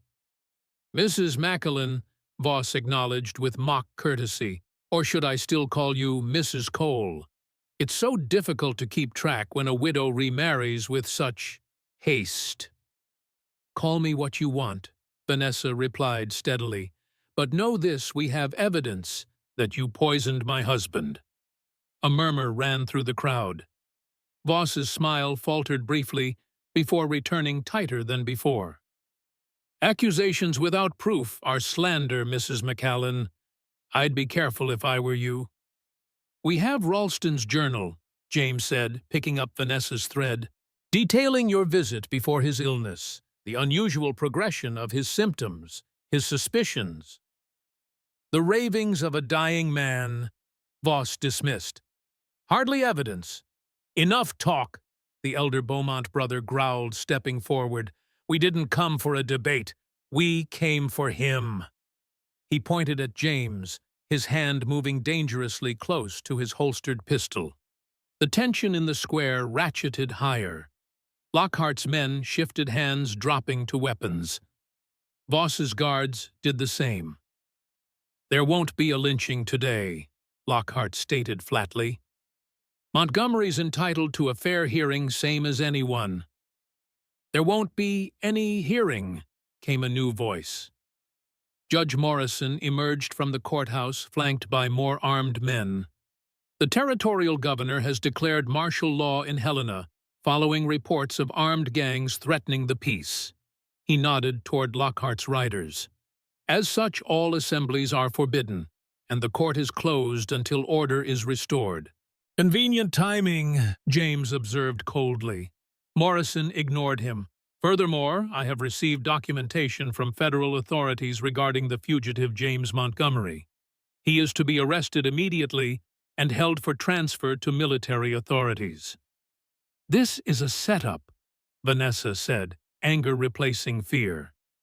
"Voss arranged all of this, the martial law declaration, the arrest order. It's all to prevent us from contesting the boundary ruling, which, incidentally, has already been decided," Voss added smoothly. "The court finds that Clear Creek was erroneously included in the original Cole land grant.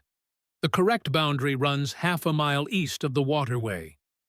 "You can't do this," Vanessa protested. "You can't just steal our water rights without a hearing." "It's already done," Morrison replied, producing a document bearing the territorial seal. "The ruling was finalized yesterday. I'm merely announcing it now for your benefit." Here James's hand moved to his rifle, but Vanessa caught his arm. "No," she whispered. "Not like this. They'll kill you." The square had become a powder keg, with 30 armed men on each side, separated only by the width of the dusty street. Civilians scrambled to clear the area, sensing the imminent violence.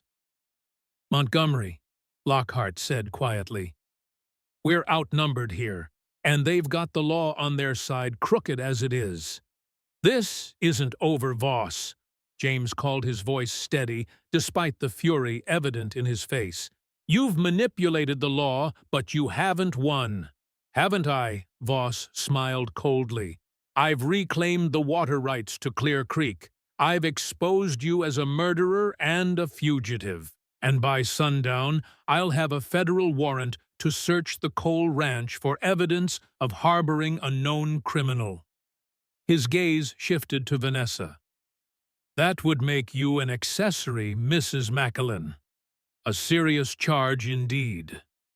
The implication was clear. Voss had outmaneuvered them completely. Even if James evaded arrest today, returning to the ranch would only endanger Vanessa. We ride out, Lockhart decided, signaling his men. This fight's for another day. As they turned their horses, Voss called after them. Montgomery, the Beaumont brothers will be staying in Helena until they see justice done. Don't stray too far.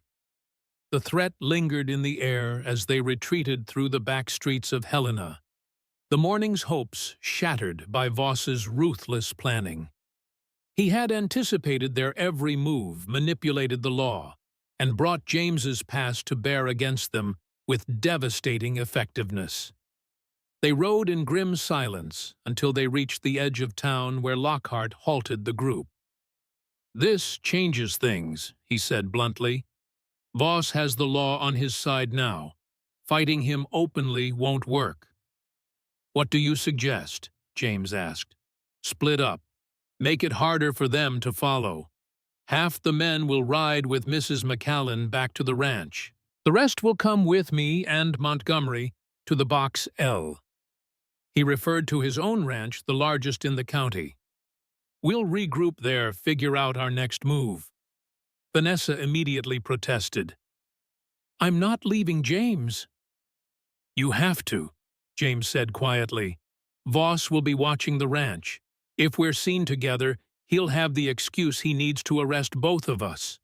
I don't care, she insisted. We said we'd face this together. And we will, he promised, taking her hand.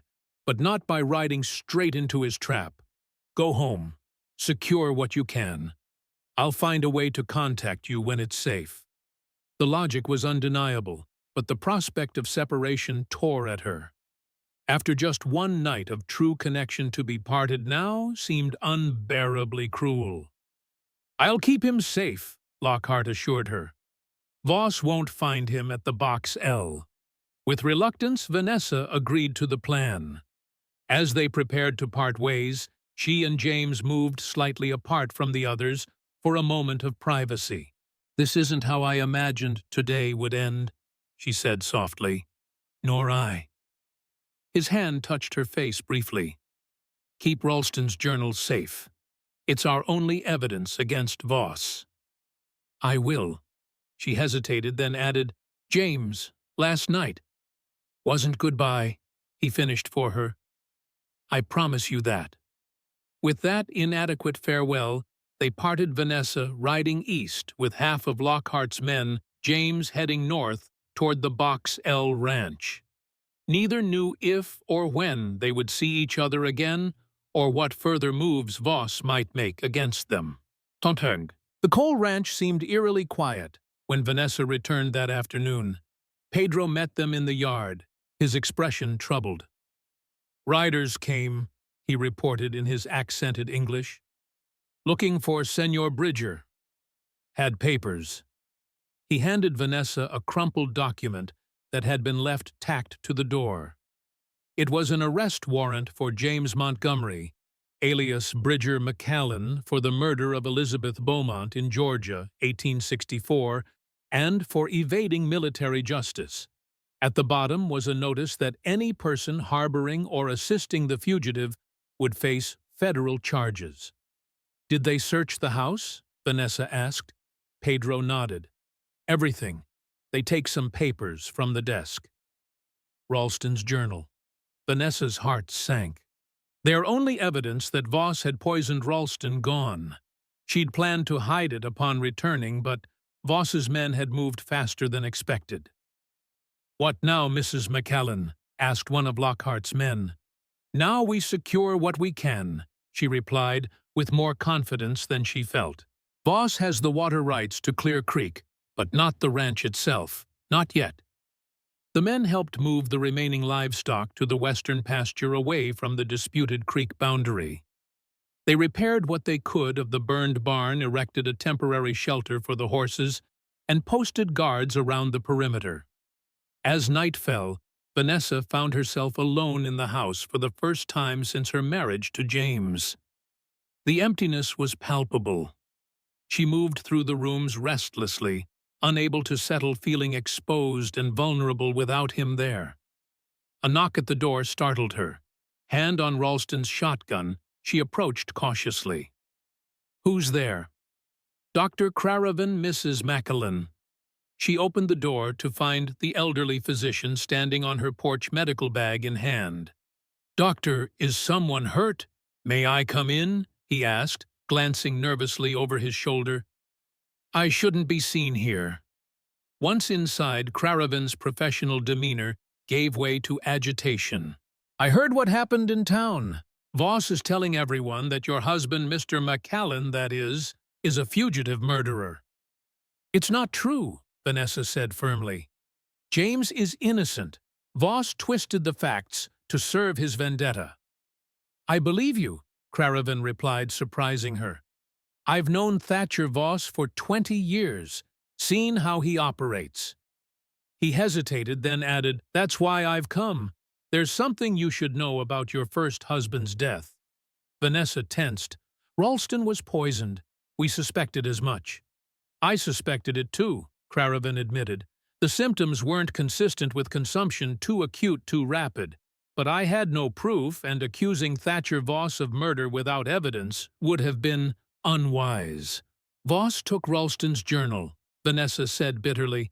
"It detailed his suspicions, noted Voss's visit before the illness began."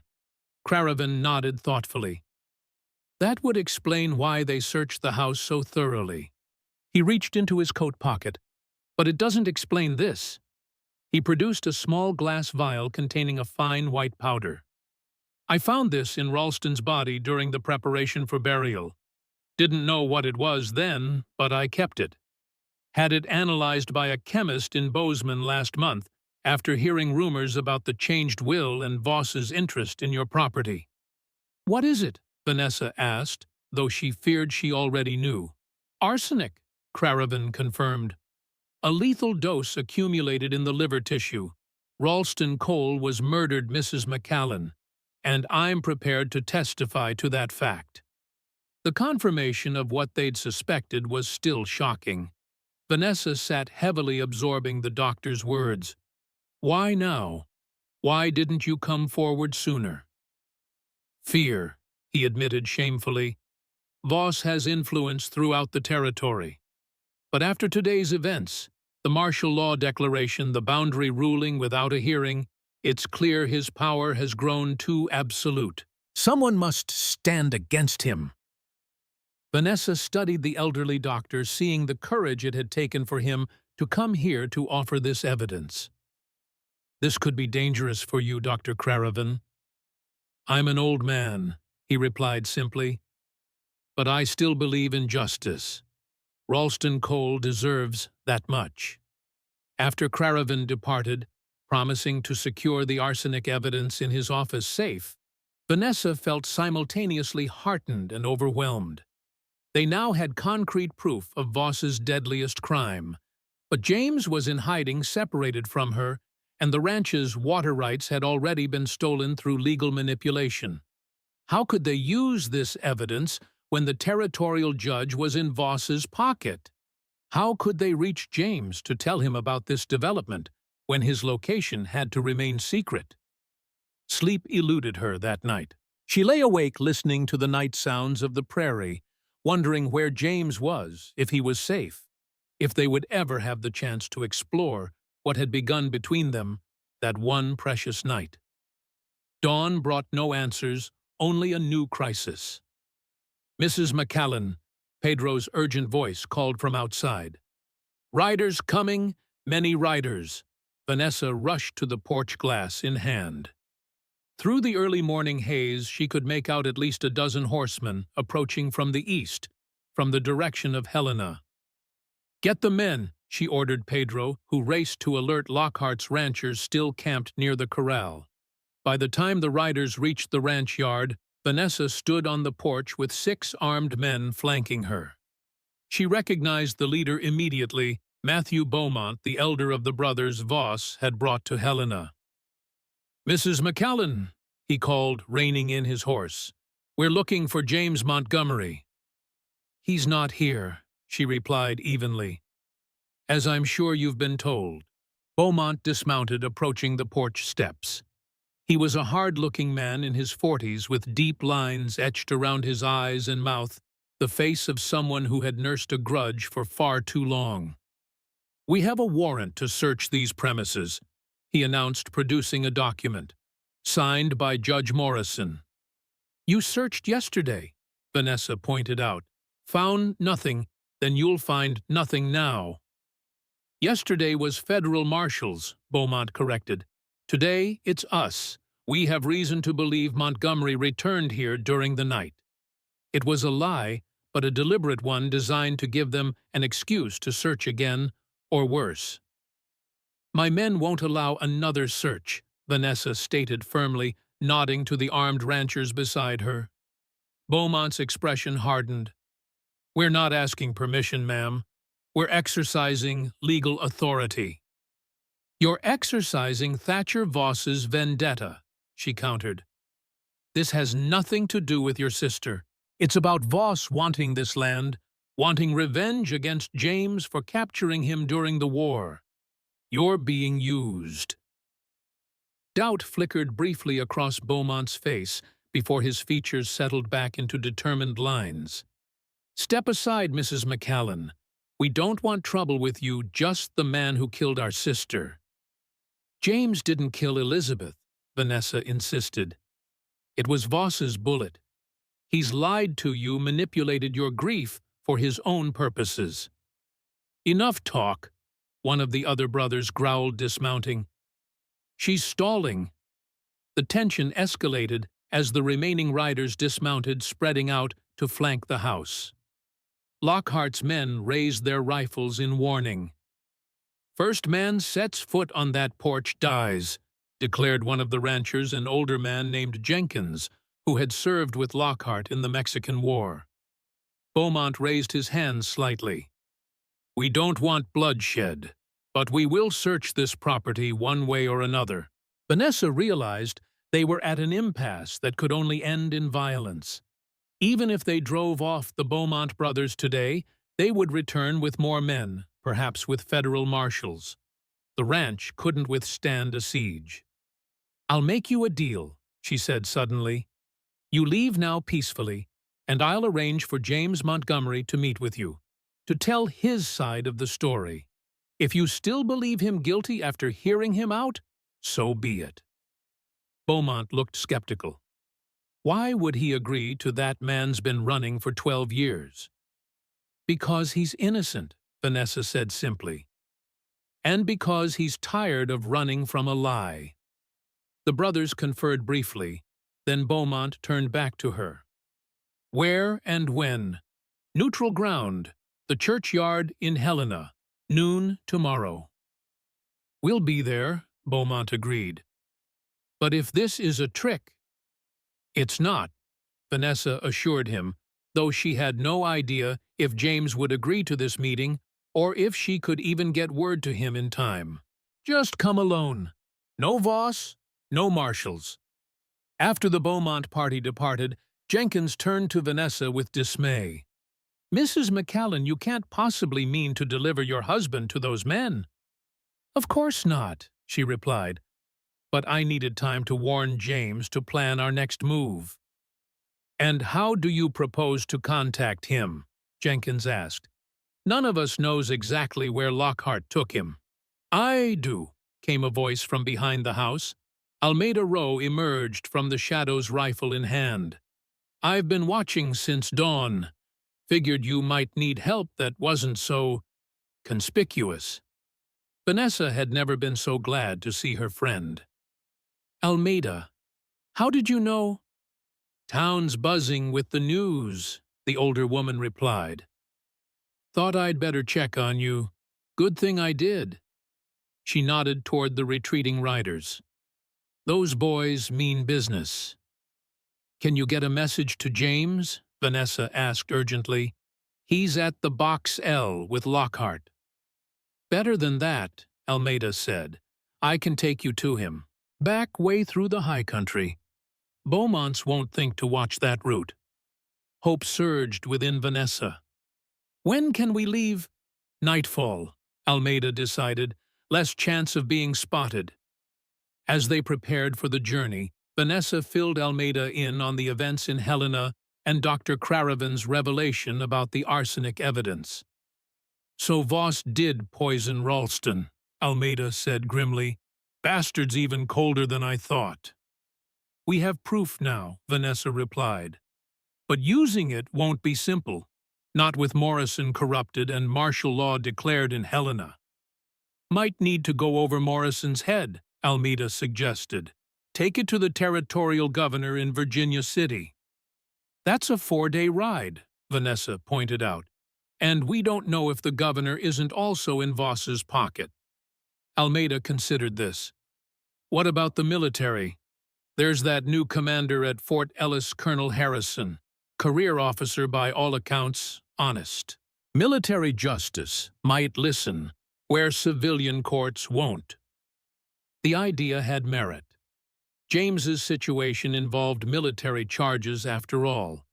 If they could present evidence that Voss had lied about Elizabeth Beaumont's death, that he had subsequently murdered Ralston Cole to acquire his land, perhaps the army would intervene. We'll discuss it with James, Vanessa decided. Tonight. As dusk approached, Vanessa packed a few essential items, including Ralston's old service revolver and what little money they had saved. She had no illusion that they would be returning soon. Once they fled, Voss would seize the opportunity to claim they had abandoned the ranch. Pedro agreed to remain behind with 2 of Lockhart's men, maintaining the appearance that Vanessa was still in residence. It was a risk for the loyal Mexican, but he insisted. This is my home too, Senora, he said simply. I will protect it until you return. Night had fully fallen when Almeida gave the signal to depart. They slipped out the back door, moving quietly to where 3 horses waited in a stand of cottonwoods beyond the barn ruins. We'll ride north along the ridge, Almeida whispered as they mounted. Then cut west through Thompson's Pass. It's rough country, but the Beaumonts won't think to watch it. They had just reached the trees at the property's edge when a shot rang out, echoing across the ranch yard. Then another and another. Shouts followed, then the distinctive crack of returned fire.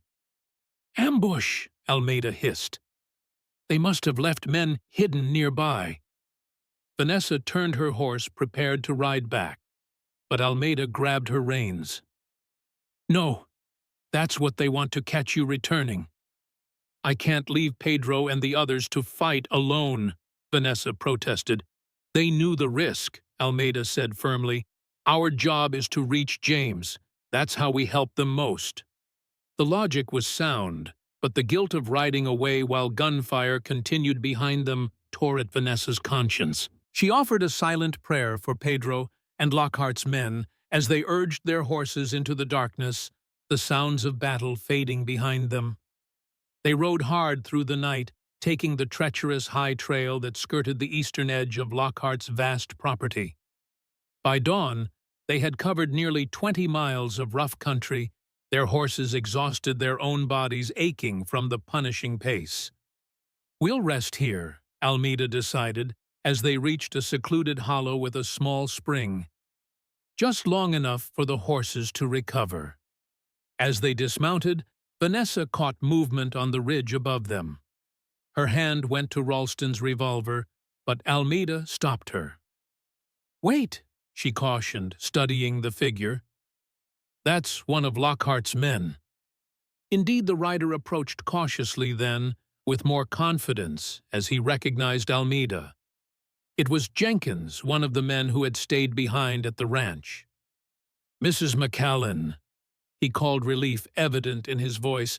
"Thank God you're safe. You're Jenkins." "What happened at the ranch is Pedro." "He's alive," Jenkins assured her, dismounting stiffly. Blood stained his left sleeve. "But they burned us out. Beaumont's and some others, Voss's men, I think. Waited until they thought you'd gone to bed, then attacked from all sides." "The house?" Vanessa asked, dreading the answer. "Standing, but they ransacked it completely. Looking for Montgomery, they said, but I think they were really after something else. Evidence," Vanessa realized. They wanted to ensure nothing remained that could implicate Voss in Ralston's murder. Jenkins nodded grimly. "Pedro and I escaped during the confusion. The other men, I don't know." He winced as he shifted his injured arm. Almeida examined the wound, a bullet graze, painful but not severe, and bound it with strips torn from her spare shirt. "How did you find us?" Vanessa asked as Almeida worked. "Didn't," Jenkins admitted. "Was heading to the Box L to warn Montgomery. Figured you'd aim there, too." "Is James still there?" Vanessa asked urgently. "Is he safe?" A shadow crossed Jenkins's face. "That's the other news. Lockhart's ranch was hit last night, too. Someone betrayed Montgomery's location." Vanessa's blood ran cold. "Was he captured? Is he—" "Don't know," Jenkins replied honestly. "Place was in chaos when I rode past at dawn. Saw federal marshals, Beaumont brothers, some of Voss's men. Gunshots earlier." Almeida finished bandaging his arm. "Then we need to move now. If they've taken James, they'll head straight back to Helena." "To what end?" Vanessa asked, though she feared she knew the answer. "Justice," Jenkins said grimly. "Their version of it anyway. Mob justice." The implication was clear. If James had been captured, he might well face a lynching rather than a trial.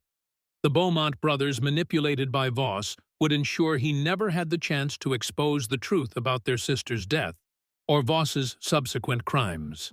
"We ride for Helena," Vanessa decided. Now, as they mounted their barely rested horses, Vanessa's mind raced with desperate plans. They had evidence of Voss's crimes. Craven's arsenic sample. But would it be enough? Could they reach the authorities in time if James had indeed been captured? And who could they trust? In a town where Voss's influence seemed to extend to every official. The sun climbed higher as they pushed their exhausted mounts toward Helena, each mile bringing them closer to a confrontation that would determine not just the fate of the Cole Ranch, but the lives of everyone involved in this deadly game of land revenge and buried truths. Behind them, smoke rose from the ruins of what had been her home. Ahead, the uncertain fate of the man she'd married for convenience, but had come to care for deeply. And somewhere in between, Thatcher Voss orchestrating it all, confident that his power and influence would shield him from justice for crimes spanning more than a decade. But Vanessa Cole McCallan had one advantage. Voss couldn't anticipate she no longer had anything to lose. Her home was destroyed, her land stolen, her husband in peril. All that remained was the truth and the determination to ensure it finally came to light, no matter the cost. As Helena appeared on the horizon, Vanessa made a silent vow. Before this day ended, either Thatcher Voss would face justice for his crimes, or she would join Ralston in death trying to secure it. Helena's main street was unnaturally quiet as Vanessa, Almeida, and Jenkins approached. The usual bustle of a territorial town at midday was absent, replaced by an eerie stillness that raised the hair on Vanessa's neck. Shuttered storefronts and empty boardwalks gave the impression of a place holding its breath, waiting for violence to erupt. "Something's wrong," Jenkins muttered, his hand resting on his holstered pistol. Too quiet, Almeida nodded grimly. Like the calm before a storm. They tied their horses at the livery stable on the town's edge, preferring to proceed on foot to avoid drawing attention.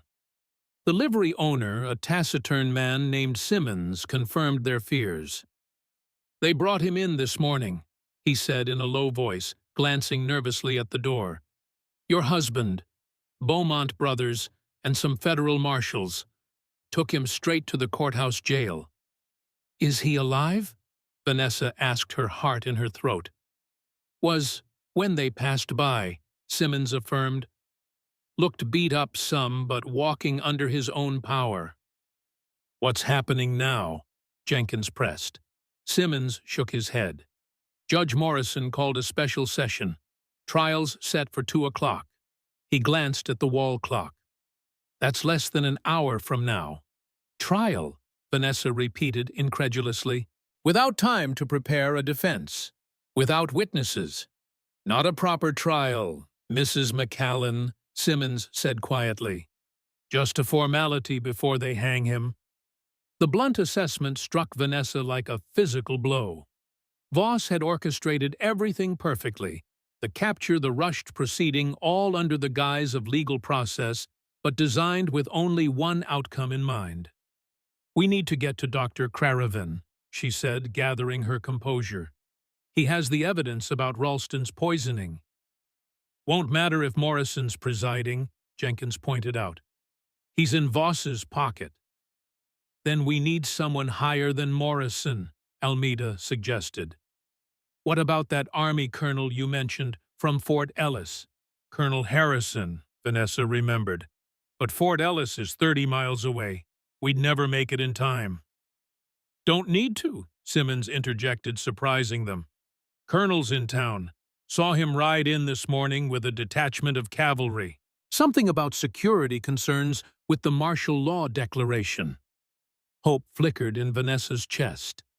A federal military officer would be outside Voss's sphere of influence, especially one newly assigned to the territory. Where are they quartered? She asked urgently.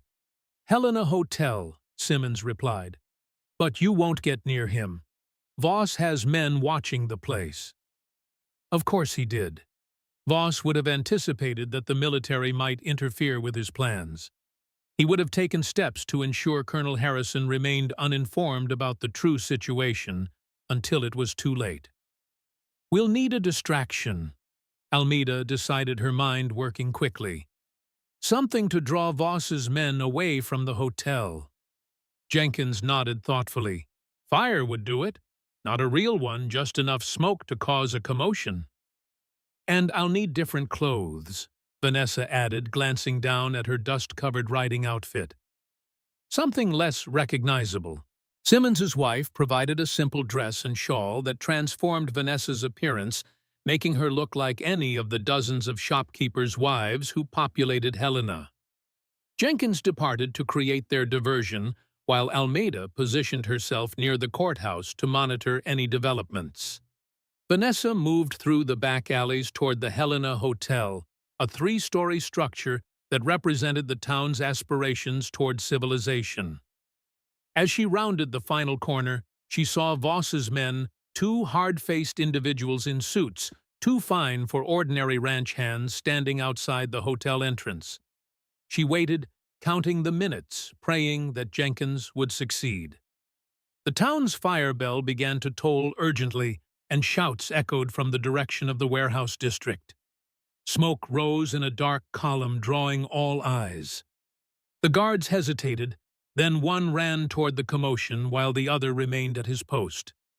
Not perfect, but it would have to do. Vanessa pulled the shawl closer around her face and walked purposefully toward the hotel entrance.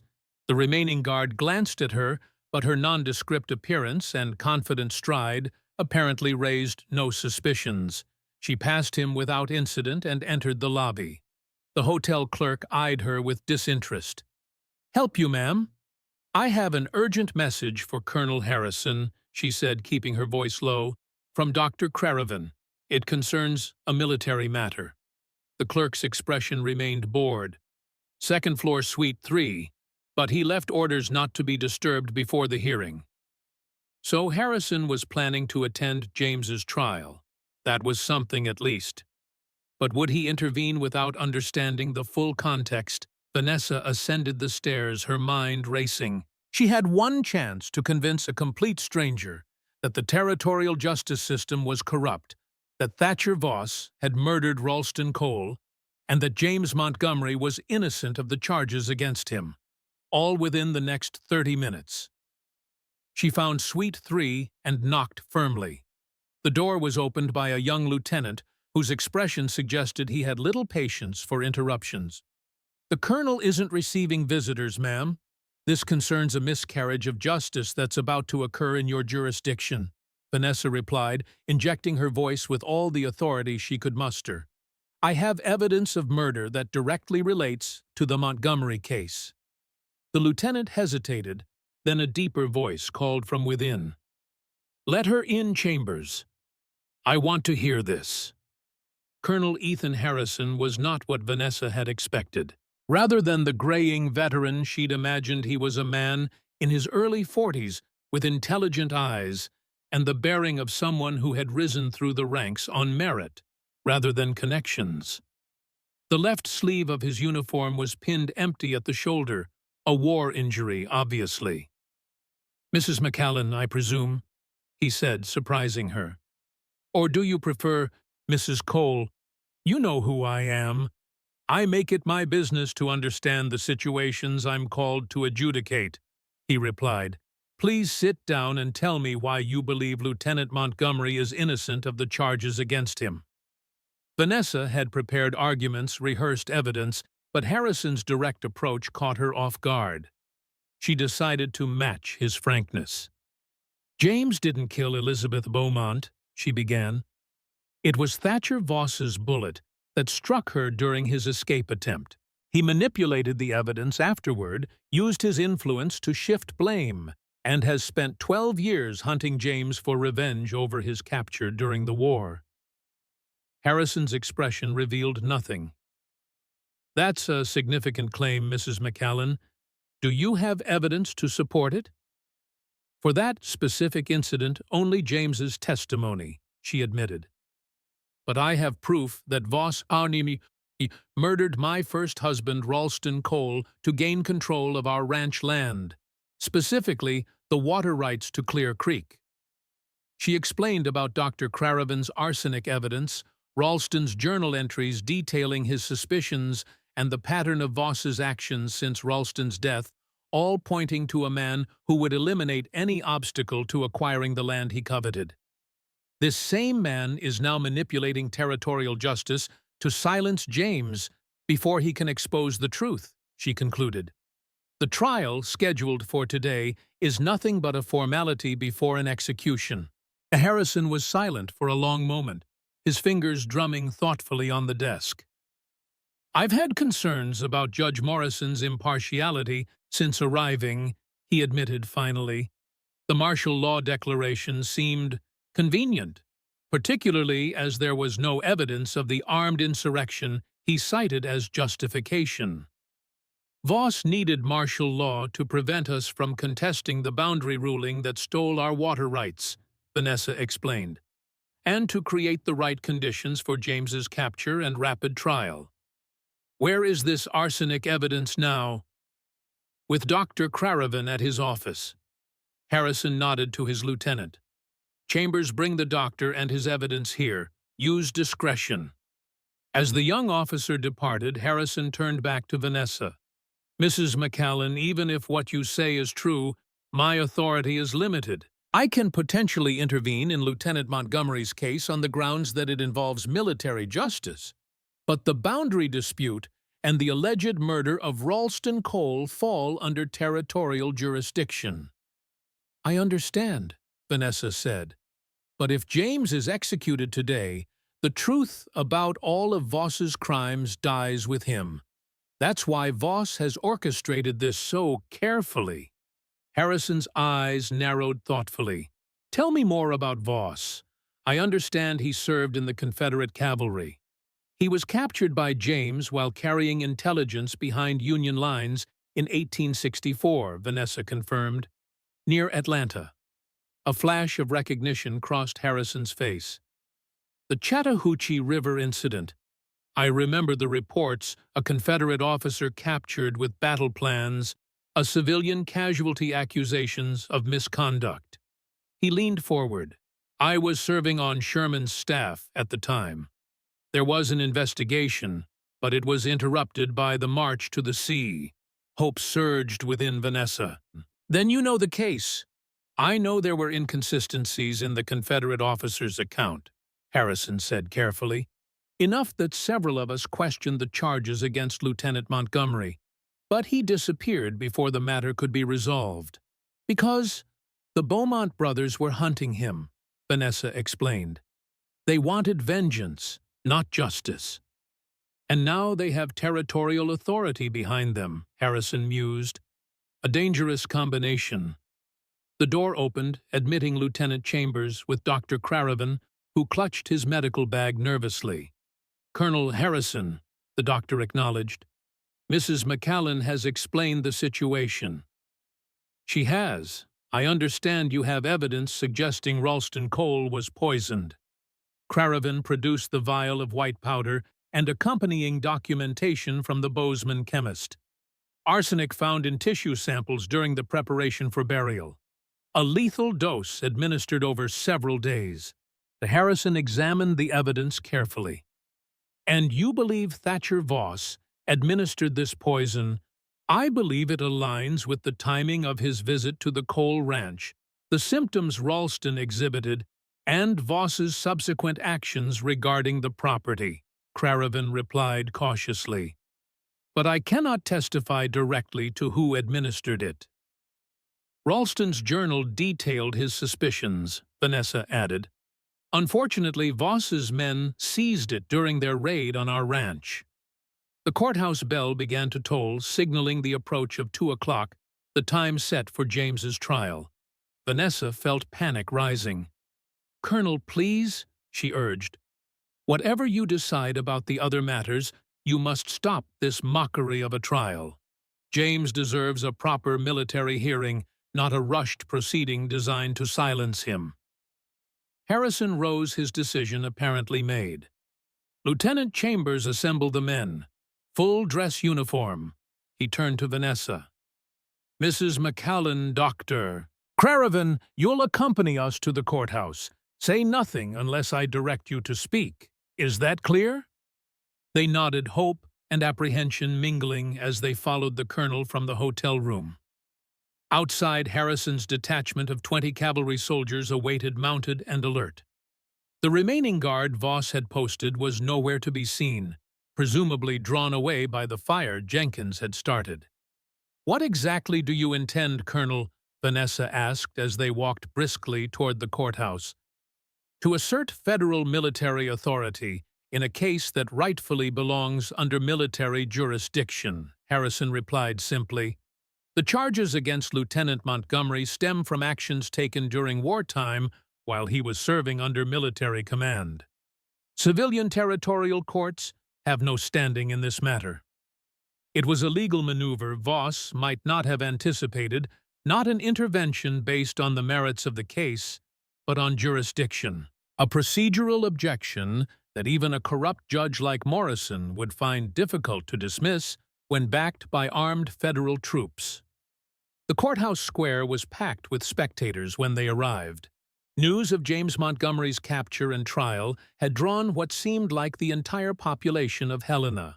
Some came out of curiosity, others from a thirst for spectacle, and more than a few Vanessa suspected had been paid by Voss to ensure the right atmosphere for what was intended to be a foregone conclusion. Harrison's uniformed soldiers created a path through the crowd. Whispers spread as people recognized the federal troops, the colonel's commanding presence drawing all eyes. Inside the courthouse, the scene was equally crowded. Judge Morrison presided from the bench, his expression souring visibly when Harrison and his detachment entered. James stood in the dock, his face bruised, his posture stiff but unbowed. The Beaumont brothers sat in the front row, their expressions hungry for vengeance. and there beside the territorial prosecutor sat Thatcher Voss. Immaculate, as always, his face a mask of civic concern that didn't reach his cold eyes. Those eyes widened slightly when he spotted Vanessa entering with Harrison. For the first time since she'd known him, Thatcher Voss looked genuinely surprised. "What is the meaning of this interruption?" Judge Morrison demanded as Harrison approached the bench. "Colonel Ethan Harrison, United States Army, Fort Ellis Command," Harrison announced, his voice carrying to every corner of the room. "I am here to claim jurisdiction over the case of Lieutenant James Montgomery, who is charged with actions committed while serving under Union military command during the war between the states." "This court has already established jurisdiction," Morrison blustered. "The territorial governor has no authority over military personnel being charged with offenses committed during wartime," Harrison interrupted firmly. "This is established federal law, Your Honor, as you well know." Morrison's face reddened. "The defendant has evaded justice for 12 years. He's a fugitive from an incomplete military investigation that was never properly concluded," Harrison countered. "Lieutenant Montgomery will be remanded to military custody pending a proper court-martial proceeding where all evidence can be fairly examined." Voss rose to his feet. "This is an outrage. The Beaumont family has waited over a decade for justice. Their sister's blood cries out." "Mr. Voss," Harrison said, turning to face him directly, "your role in these proceedings is unclear to me. You are neither prosecutor nor family member of the alleged victim. Yet your involvement in this case and in several related matters appears extensive." Voss faltered momentarily, then recovered his composure. "I am a concerned citizen, Colonel, and a veteran who understands the importance of military honor." "Indeed," Harrison replied coolly. "A veteran who was captured behind Union lines carrying intelligence in 1864 by Lieutenant Montgomery, as I recall." Murmurs swept through the courtroom. This connection was apparently news to many present, including Judge Morrison, whose expression showed confusion for the first time. "Ancient history," Voss dismissed with a wave of his hand. "Irrelevant to these proceedings." "On the contrary," Harrison replied, "your personal vendetta against Lieutenant Montgomery creates a significant conflict of interest that taints these entire proceedings." "Vendetta preposterous." Voss's practiced calm was cracking. "I merely seek justice for Elizabeth Beaumont, as do her brothers." "And what of justice for Ralston Cole?" Harrison asked, his voice deceptively mild. The question hung in the air, unexpected and dangerous. Voss's expression froze.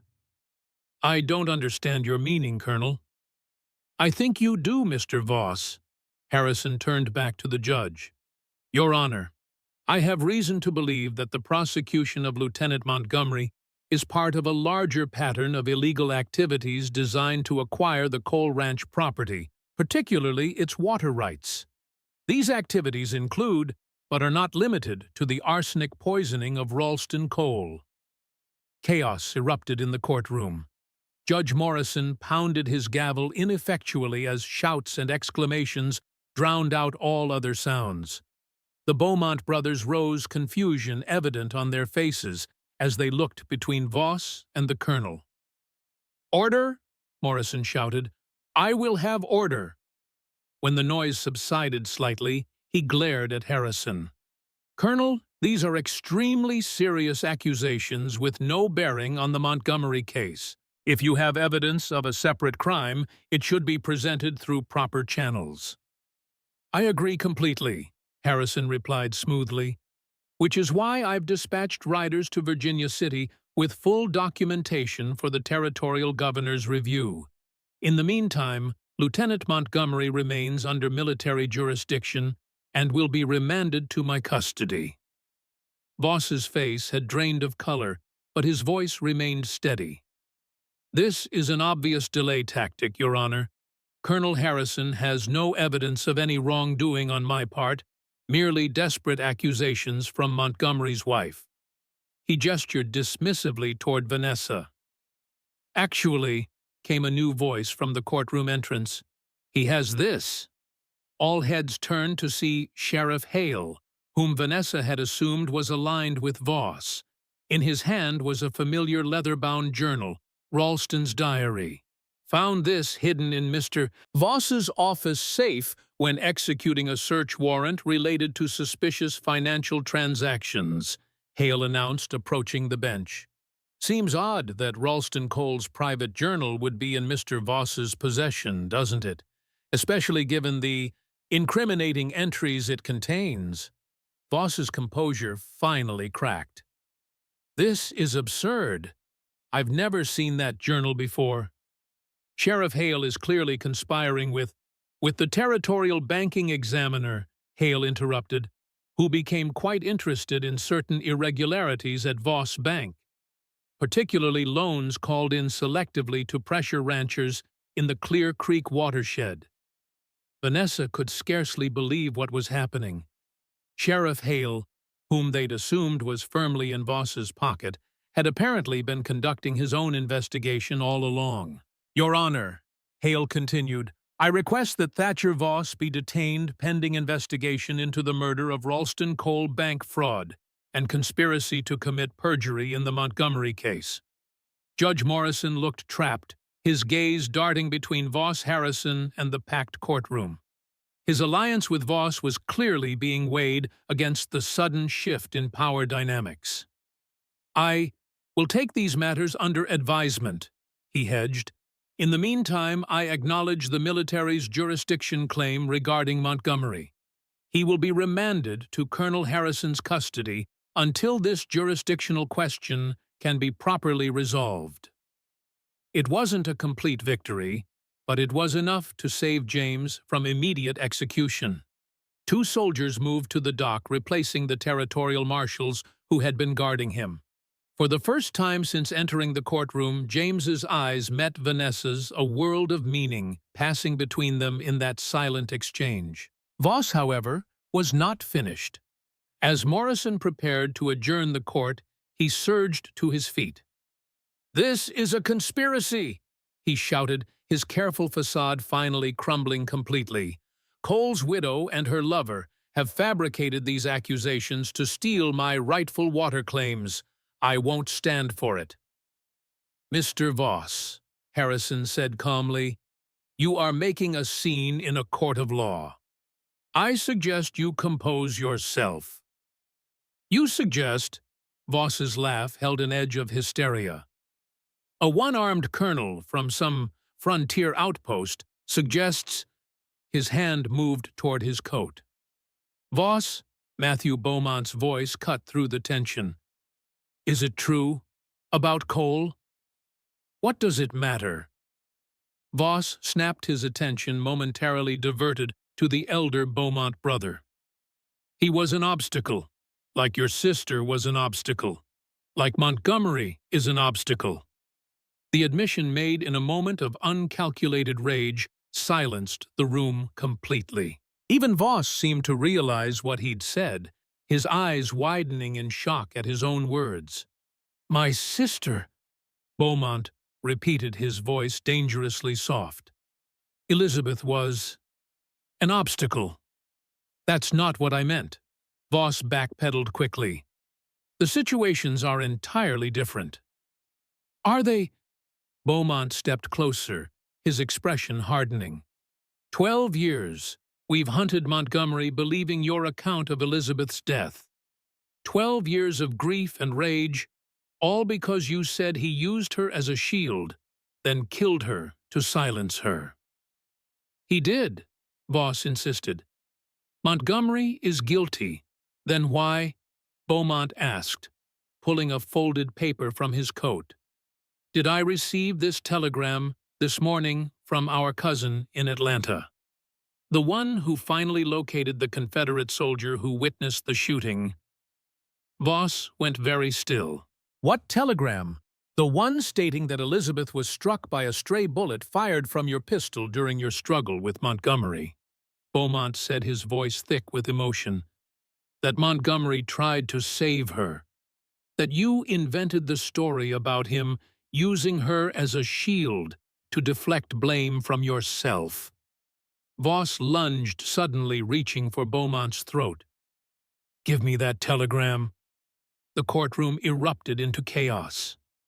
Sheriff Hale and several deputies moved to restrain Voss, but he fought with unexpected strength, his refined exterior giving way to animal desperation.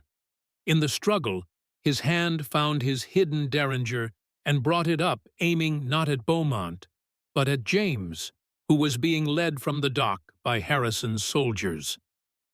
"Montgomery!" he screamed. "This is your doing!" The shot rang out deafeningly loud in the enclosed space. But it wasn't Voss's derringer that fired. Matthew Beaumont had drawn his own weapon with the speed of a man who had spent years nursing vengeance, and now that vengeance had found a new target. Voss crumpled, a red stain spreading across his immaculate waistcoat, his face registering nothing but shock as he collapsed to the courthouse floor. Silence fell, broken only by Voss's ragged breathing. Beaumont stood over him, pistol still raised, his face a mask of cold fury. 12 years, he said quietly. 12 years you used our grief, our rage, our need for justice. Used Elizabeth's memory to manipulate us into doing your dirty work, made us your hounds to hunt an innocent man. Voss tried to speak, blood bubbling at the corner of his mouth, but no coherent words emerged. "For Elizabeth," Beaumont said, holstering his weapon. Then, turning to James with a nod of grim acknowledgement, "Lieutenant." Medical attention was summoned for Voss, though it was clear from Dr. Craven's expression after examining him that the wound was mortal.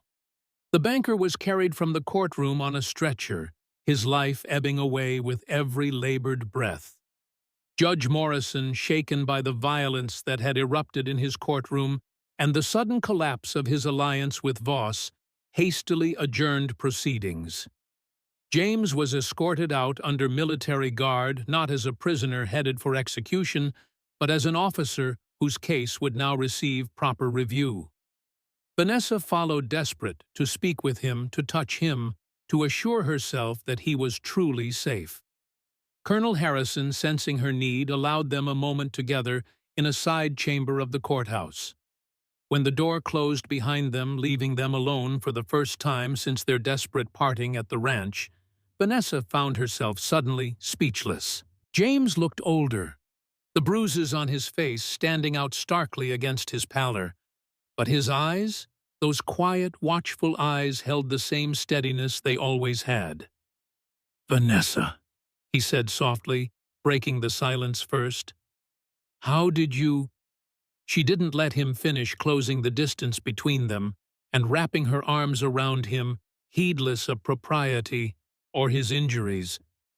He stiffened momentarily in surprise, then returned the embrace with equal fervor. "I thought I'd lost you," she whispered against his chest. "When Jenkins said you'd been captured, I thought I'd lost you." He countered, his voice rough with emotion. "When they told me the ranch had been burned, that Voss's men had attacked. Pedro, the others." "Safe as far as I know," James reassured her.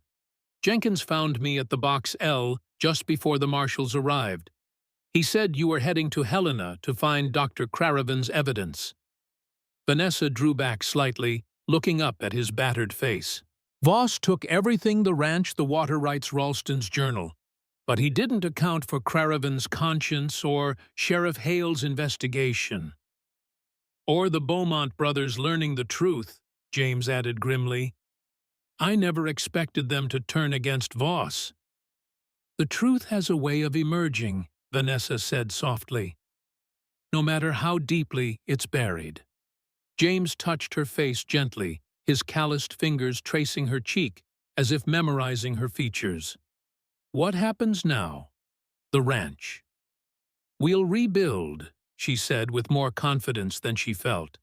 Contest the fraudulent boundary ruling. Replant what was burned. Start again. We, he repeated a question in his voice. Yes, we, Vanessa affirmed. Unless you want something different, now that you're free of Voss's pursuit, now that your name can be cleared. James Montgomery, once Bridger McCallan, studied her face for a long moment. I've worn many names, fought in many battles, ran from many ghosts, he said finally. But I've only found peace in one place. His eyes held hers steadily. With one person. The door opened before Vanessa could respond, Lieutenant Chambers appearing with an apologetic expression. Colonel Harrison says it's time, sir. We need to move you to secure quarters at Fort Ellis until the court-martial can be arranged. James nodded reluctantly, releasing Vanessa. How long? The colonel estimates several weeks to gather all relevant witnesses and documentation, Chambers replied, especially with Voss unlikely to survive to testify. Several weeks, Vanessa echoed, disappointment evident in her voice. James took her hand. I've waited 12 years for justice, Vanessa. A few more weeks to secure it properly seems a small price. He smiled slightly. And it will give you time to decide what you truly want once this is all over. I already know what I want, she replied without hesitation. I just didn't expect to find it in a marriage that began as convenience. His eyes softened, but before he could respond, Chambers cleared his throat meaningfully. Sir, we really must go. With a final squeeze of her hand, James allowed himself to be led away, leaving Vanessa standing in the empty chamber, her mind already turning to the challenges ahead. The ranch would need rebuilding. The water rights contested, their future reimagined from the ashes of what Voss had destroyed. But first, there was Voss himself to deal with, hanging on to life by a thread, but still dangerous as long as he drew breath. For while Matthew Beaumont's bullet had exacted one form of justice, the full accounting of Thatcher Voss's crimes remained incomplete. Ralston's murder, the stolen land, the corrupted officials, all of it needed to be dragged into the light if true justice was to be served. And Vanessa Cole McCallan, or perhaps soon-to-be Montgomery, was determined to see it through. For Ralston, for James, for herself, and for the land they had all fought to protect. As she all emerged from the courthouse into the late afternoon sunlight, Vanessa found Almeida waiting, concern etched on her weathered face. They've taken him to Fort Ellis, the older woman asked. Vanessa nodded. For his protection until the court-martial. And Voss, dying according to Dr. Craravin, but not fast enough for my liking. Almeida's expression hardened. Men like Voss rarely pay for all their sins in this world, but at least he'll face some justice before meeting his maker. It's not enough, Vanessa said quietly. Not for Ralston, not for everything he's destroyed. Maybe not, Almeida conceded. But it's a beginning. She touched Vanessa's arm gently. Come on. Let's find Jenkins and figure out our next steps. We've got a ranch to reclaim and a life to rebuild. As they walked away from the courthouse, neither woman noticed the figure watching from an upper window. Judge Morrison, his face troubled, as he considered the swift and violent fall of the man whose bribes had kept him in power for so long. The territorial judge had decisions to make, alliances to reconsider, a career to salvage if possible. And in the Helena Hotel, Colonel Harrison was drafting telegrams to his superiors in Washington, detailing the corruption he'd uncovered and requesting authority to conduct a full investigation into territorial governance. The events in that courtroom had revealed rot that went beyond one banker's vendetta, extending into the very institutions meant to bring civilization to the frontier. The sun began its descent toward the western mountains, casting long shadows across Helena's streets. in a town built on gold blood, had proven once again to be the currency that truly mattered. And in its wake would come either justice or deeper corruption, a question that remained to be answered in the days ahead. For Vanessa, the immediate future held uncertainty, hardship, and difficult choices. But it also held something she had not expected to find in her marriage of convenience: the possibility of genuine love built on shared struggle and mutual respect. A partnership forged in fire, tested by adversity, and perhaps, just perhaps, strong enough to withstand whatever challenges still awaited them. Thatcher Voss died 3 days after Matthew Beaumont's bullet found his heart. He never regained consciousness, never confessed to his crimes, never faced the justice Vanessa had hoped to see delivered in a proper courtroom. Dr. Craravin pronounced his passing with clinical detachment, noting only that death comes for all men regardless of their wealth or power. Word spread quickly through Helena and the surrounding territory. Some mourned those who had benefited from Voss's patronage or feared the vacuum his death would create. Others celebrated quietly, particularly the ranchers and farmers who had suffered under his financial manipulations. Most simply absorbed the news with the stoic pragmatism of frontier folk, then returned to the business of survival. For Vanessa Voss's death brought neither satisfaction nor closure.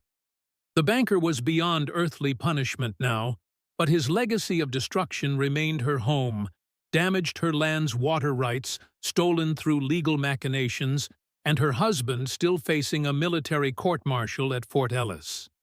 A week after the courthouse shooting, Vanessa sat at Almeida's kitchen table poring over legal documents spread before her. The older woman placed a steaming cup of coffee at her elbow. "You've been at those papers since dawn," Almeida observed. "Found anything useful?" "Maybe." Vanessa indicated a section of territorial law she'd marked. "There's precedent for invalidating property rulings made under corrupt influence. If we can prove Morrison was bribed by Voss—" "That won't be easy with Voss dead," Almeida pointed out. "No, but not impossible." Vanessa sipped the strong coffee. Sheriff Hale found financial records in Voss's office safe. Regular payments to Morrison dating back 3 years. Still circumstantial. Could claim they were legitimate business dealings. The debate was interrupted by the arrival of Sheriff Hale himself, his expression more grave than usual as he dismounted outside Almeida's cabin. "Morning, ladies," he greeted, removing his hat as he entered. "Hope I'm not intruding." "Not at all," Almeida assured him. "Coffee." Hale accepted the offered cup gratefully. "Rode all night from Helena. Thought you should hear this directly from me." Vanessa tensed. "Is it James? Has something happened at Fort Ellis?" "Lieutenant Montgomery is fine," Hale assured her. "It's about Judge Morrison. He's dead." The blunt announcement hung in the air like gun smoke. "Dead," Almeida repeated. "How?" "Found him in his chambers this morning. Empty whiskey bottle, empty laudanum vial." Hale's expression was unreadable. "Left a note." "Suicide," Vanessa breathed. Hale nodded. "And confession. Full admission of taking bribes from Voss, falsifying land records, manipulating boundary disputes. Specifically mentioned the Coal Ranch water rights as being fraudulently reassigned." The implication struck Vanessa like a physical force. "Then the ruling was illegal. The water rights are still ours." "According to territorial law, yes," Hale confirmed. "Once the governor reviews Morrison's confession, the fraudulent rulings should be invalidated, including the boundary change affecting Clear Creek." It was the first genuine good news in weeks. Yet Vanessa found herself troubled by the timing. Why now? Why would Morrison confess and take his own life when Voss can no longer threaten him? Guilt, maybe, Hale suggested, Or fear that the banking examiner's investigation would uncover his corruption anyway? Or someone else pressured him, Almeida said quietly. Someone who stood to gain from Voss's operations being dismantled. Hale's expression suggested he'd had similar thoughts. Voss Bank is failing. Deposits being withdrawn, loans called in by the Territorial Banking Authority. There's talk that First Helena Bank will acquire the assets. Owned by the Harrington family, Vanessa noted, Voss's chief competitors. Business can be as brutal as war, Hale observed. Sometimes more so. Whatever forces had driven Morrison to his desperate act, the result was the same. The legal foundation for Voss's theft of the Coal Ranch water rights had crumbled. The first step toward reclaiming what was rightfully hers. There's more, Hale continued, setting down his coffee cup. Governors appointed a special investigator to review all of Voss's dealings and Morrison's rulings. Man named Lawrence Harrington. Harrington? Almeida's eyebrows rose. As in First Helena Bank Harrington. His younger brother, Hale confirmed. Harvard-educated lawyer, reputation for honesty. Arrived in Helena yesterday. Vanessa considered this development. Will he be fair? His family stands to gain from Voss's downfall. Fair enough, I'd wager, Hale replied. He's requested you come to Helena tomorrow. Wants your testimony about the Clear Creek boundary dispute and any other matters involving Voss and Morrison. After Hale's departure, Vanessa and Almeida discussed the implications well into the evening. The unexpected death of Judge Morrison had changed everything, potentially clearing the path for justice, but also raising new questions about power dynamics in the territory. Be careful with this, Harrington, Almeida cautioned as they prepared for bed. Just because he's investigating Voss doesn't mean he's on your side. Might just be one predator moving in after another is taken down. I know, Vanessa agreed.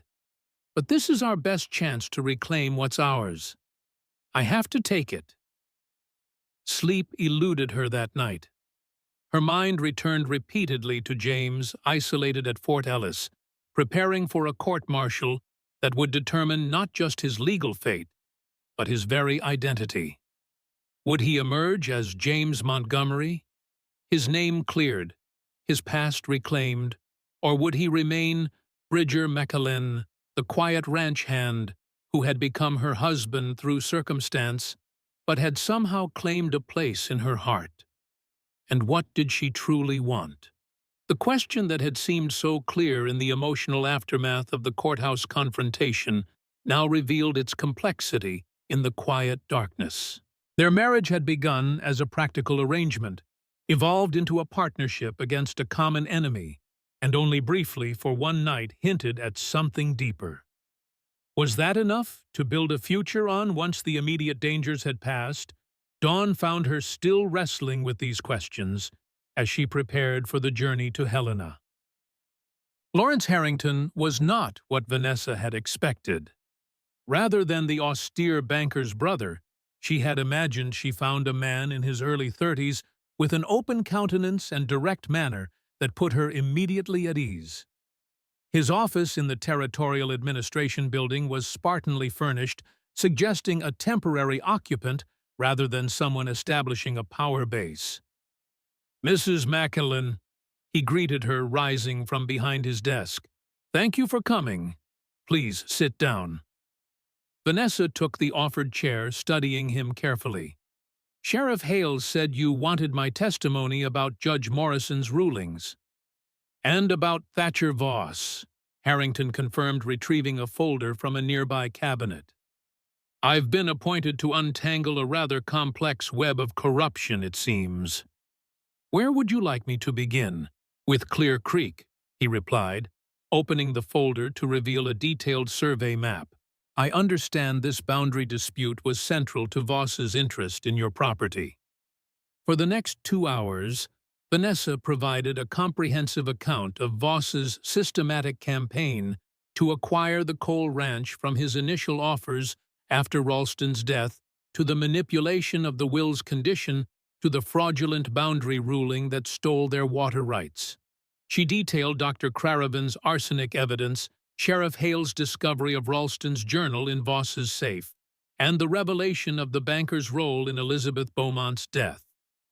Harrington took meticulous notes, occasionally asking clarifying questions, but otherwise allowing her narrative to unfold without interruption. When she finally finished, he sat back, his expression thoughtful. "A remarkable story, Mrs. McAllen, and consistent with evidence I've gathered from other sources." He produced another document from the folder, including this. Vanessa recognized it immediately, Ralston's journal, which she had thought lost. "Where did you get this?" "Sheriff Hale recovered it from Voss's office safe," Harrington explained. "It contains detailed accounts of Voss's visit before your first husband's illness, along with his suspicions about poisoning." "Those entries are what prompted us to seek Dr. Craven's evidence," Vanessa confirmed. "Ralston suspected Voss had poisoned him, but had no proof." "We have proof now," Harrington said grimly. "Dr. Craven's arsenic samples have been verified by 3 independent chemists. Combined with Morrison's confession and the financial records showing payments from Voss Bank to the judge, we have established a clear pattern of criminal activity." Relief washed over Vanessa. Then the water rights ruling will be invalidated. "It already has been," Harrington confirmed, sliding a document across the desk. "This morning I signed the order restoring the original boundaries of the Cole Ranch as established in the 1856 land grant. Clear Creek is rightfully yours again, Mrs. McAllen." Vanessa stared at the official document, its territorial seal, and Harrington's signature confirming the restoration of what Voss had stolen. After months of struggle, of loss, of fighting against seemingly insurmountable odds, this simple piece of paper represented the first concrete victory. "Thank you," she said, her voice thick with emotion. "Don't thank me," Harrington replied. "I'm simply correcting an injustice that should never have occurred." He hesitated, then added, "There is, however, another matter we need to discuss. Your husband's situation." Vanessa tensed. "The court-martial." "Yes. As you know, Colonel Harrison has claimed military jurisdiction over Lieutenant Montgomery's case, removing it from territorial authority. This was legally correct, but creates certain complications." "What kind of complications?" "The Beaumont brothers have withdrawn their accusations regarding their sister's death," Harrington explained. "Matthew Beaumont has provided a sworn affidavit stating that new evidence exonerates Montgomery and implicates Voss. That should resolve the murder charge." "That's good news," Vanessa said cautiously, sensing there was more. "However, there remains the matter of Lieutenant Montgomery's disappearance after Atlanta, his assumption of a false identity, and his failure to report for the military inquiry that was scheduled after the war." Harrington's expression was sympathetic but firm. "These are serious military infractions, Mrs. McAllen." "He was being hunted by the Beaumont brothers," Vanessa protested. "He feared for his life." "A reasonable fear," Harrington acknowledged, "and a mitigating factor, certainly, but not a complete defense under military law." "What are you saying?" Harrington leaned forward, his manner becoming more personal. "I've spoken with Colonel Harrison about Lieutenant Montgomery's case. The colonel believes there is a path forward that serves justice without destroying your husband's future." "What path?"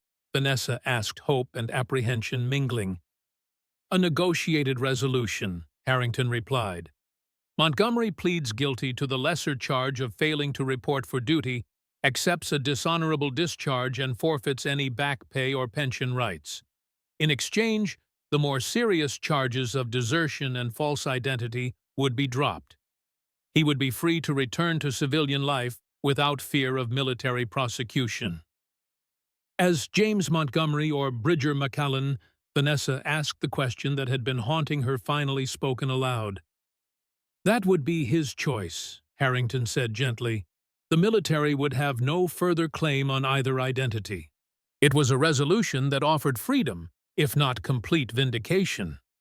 James would avoid imprisonment, would be able to return to the ranch to her, but at the cost of his military honor, of the name and reputation he had once valued highly enough to risk his life defending. "I'll need to discuss this with him," Vanessa said finally. "It's his decision to make, not mine." "Of course," Harrington agreed. "Colonel Harrison has granted permission for you to visit Fort Ellis tomorrow. A military escort will accompany you." As Vanessa rose to leave, Harrington added, "One more thing, Mrs. McCallan, regarding the coal ranch itself." She paused suddenly, apprehensive again. "Yes." The banking examiner's investigation revealed that Voss Bank held the mortgage on your property acquired from the original lender shortly after your first husband's death. This was not news to Vanessa. Voss had used the mortgage as another point of leverage against her. "As part of the resolution of Voss Bank's affairs," Harrington continued, "all outstanding loans are being reviewed. Some will be acquired by other institutions, others modified or foreclosed upon." The implication was clear. Even with the water rights restored, she might still lose the ranch if the mortgage was called due. "I don't have the funds to pay off the mortgage," Vanessa admitted. "The ranch has barely been operating these past months." Harrington nodded, unsurprised. "I anticipated as much." He produced yet another document from his seemingly inexhaustible folder. "This might interest you." It was a mortgage satisfaction notice marked "Paid in Full" in bold red letters across the front. "I don't understand," Vanessa said, confused. "Who paid it?" "The document was found in Voss's safe," Harrington explained, "dated 2 days before his death, but never filed with the county recorder. It appears he had already received payment in full, though from whom is unclear." "That's impossible," Vanessa protested. "We never paid him. We couldn't have." "Nevertheless, the debt is officially satisfied," Harrington said, his tone suggesting he found the situation as curious as she did. "The coal ranch is free and clear of all encumbrances." As Vanessa left the territorial offices, her mind reeled with the day's developments. The water rights restored the mortgage, mysteriously paid a potential resolution for James's legal troubles. It was almost too much to process. After months of unrelenting struggle, fortune had suddenly turned in their favor with bewildering speed. The question was, what forces were at work behind these unexpected developments? The answer, or at least part of it, awaited her at the Helena Hotel, where Almeida had arranged rooms for their stay. As Vanessa entered the lobby, a familiar figure rose from one of the leather chairs near the fireplace, John Lockhart, the rancher who had stood with them against Voss. "Mrs. McCallan," he greeted her, his weathered face revealing nothing. "Might I have a word in private?" In the hotel's small dining room, relatively empty at mid-afternoon, Lockhart finally explained his presence. "Heard you met with Harrington today." He began, declining anything stronger than coffee despite the hour. "Got good news about the water rights, I expect." "Yes," Vanessa confirmed. "And about the mortgage as well, though that part remains a mystery." Lockhart nodded, seeming unsurprised. "No mystery. Ranchers Association paid it off." Vanessa stared at him, stunned. "The association, but why?" "Call it an investment in territorial justice," Lockhart replied with a slight shrug. "Or insurance against future Thatcher Vosses. Man like that gets too much power, everyone suffers eventually." "But the amount, it must have been substantial." 20 ranchers each putting in their share, Lockhart explained. "Not so much when divided that way, and worth every cent to ensure Clear Creek stays in the right hands." Vanessa was overwhelmed by this revelation. The Ranchers Association men she barely knew, who owed her nothing, had collectively paid off her mortgage to ensure Voss's influence couldn't reach beyond the grave. "I don't know how to thank you all," she said finally. "Don't need thanks," Lockhart assured her. "Just good stewardship of the land and water. Ralston understood that. Expect Montgomery does too." "You know about the court-martial resolution?" Vanessa asked, surprised. "Been working with Colonel Harrison on it," Lockhart admitted. "Man deserves a chance to live without looking over his shoulder after all he's been through." The pieces were falling into place. Lockhart and the ranchers hadn't just helped financially. They'd been advocating for James behind the scenes, using their collective influence to counterbalance the power Voss had wielded for so long. "There's something else you should know," Lockhart added, his expression softening slightly. "About Ralston." "What about him?" "Man knew he was dying before Voss's poison ever touched him," Lockhart said quietly. "Cancer, most likely. Doctor in Bozeman told him 6 months at best. That's why he changed his will, why he brought Montgomery back from my ranch. Was setting things in order, making sure you'd be protected." This revelation struck Vanessa to her core. Ralston had known he was dying, had made arrangements not to control her from beyond the grave, as she'd initially thought, but to ensure she would have both the legal right to the land and a protector who understood the threats facing her. "He never told me," she whispered. "Man had his pride," Lockhart replied simply. "Didn't want your last months together shadowed by what was coming. Figured he'd tell you when he had to." He paused. Voss robbed him of that chance. The weight of this knowledge settled over Vanessa like a heavy blanket. Ralston had loved her enough to face death alone, to make difficult preparations without burdening her with his prognosis. And in James Montgomery, he had chosen a successor who embodied the qualities he most valued: courage, integrity, and loyalty to the land. "Thank you for telling me," she said finally. "It changes how I see things." Lockhart nodded, understanding in his eyes. "Thought it might." He rose to leave. "Best of luck at Fort Ellis tomorrow. Montgomery's a good man, whatever name he chooses to wear." After Lockhart's departure, Vanessa spent a restless evening in her hotel room, reviewing all that had transpired and preparing for the journey to Fort Ellis in the morning. The military escort Harrington had promised arrived at dawn, 2 young soldiers who treated her with formal courtesy as they helped her mount the horse they had brought for her use. The ride to the fort took most of the day, the miles passing beneath steady hoofbeats as they traveled northeastward from Helena. Fort Ellis stood on a plateau overlooking the Gallatin Valley, its wooden palisade and parade ground visible from miles away, an outpost of federal authority in the still wild Montana territory. Colonel Harrison received her personally, his one-armed salute as crisp as any 2-armed version could be. "Mrs. McAllen, welcome to Fort Ellis. I trust your journey was comfortable." "As comfortable as a 30-mile ride can be," Vanessa replied with a smile that belied her exhaustion and nerves. "Thank you for allowing this visit." "Lieutenant Montgomery has been a model detainee," Harrison assured her as he escorted her across the parade ground. "Confined to quarters rather than the guardhouse, given his cooperation and standing." "Has he been informed of the proposed resolution?" Vanessa asked. "Only in general terms," Harrison replied. "I thought the specifics might best come from you." They stopped outside a small officer's quarters at the far end of the row. "I'll leave you to your discussion," Harrison said. "Take whatever time you need. My adjutant will escort you back to my office when you're ready to discuss next steps."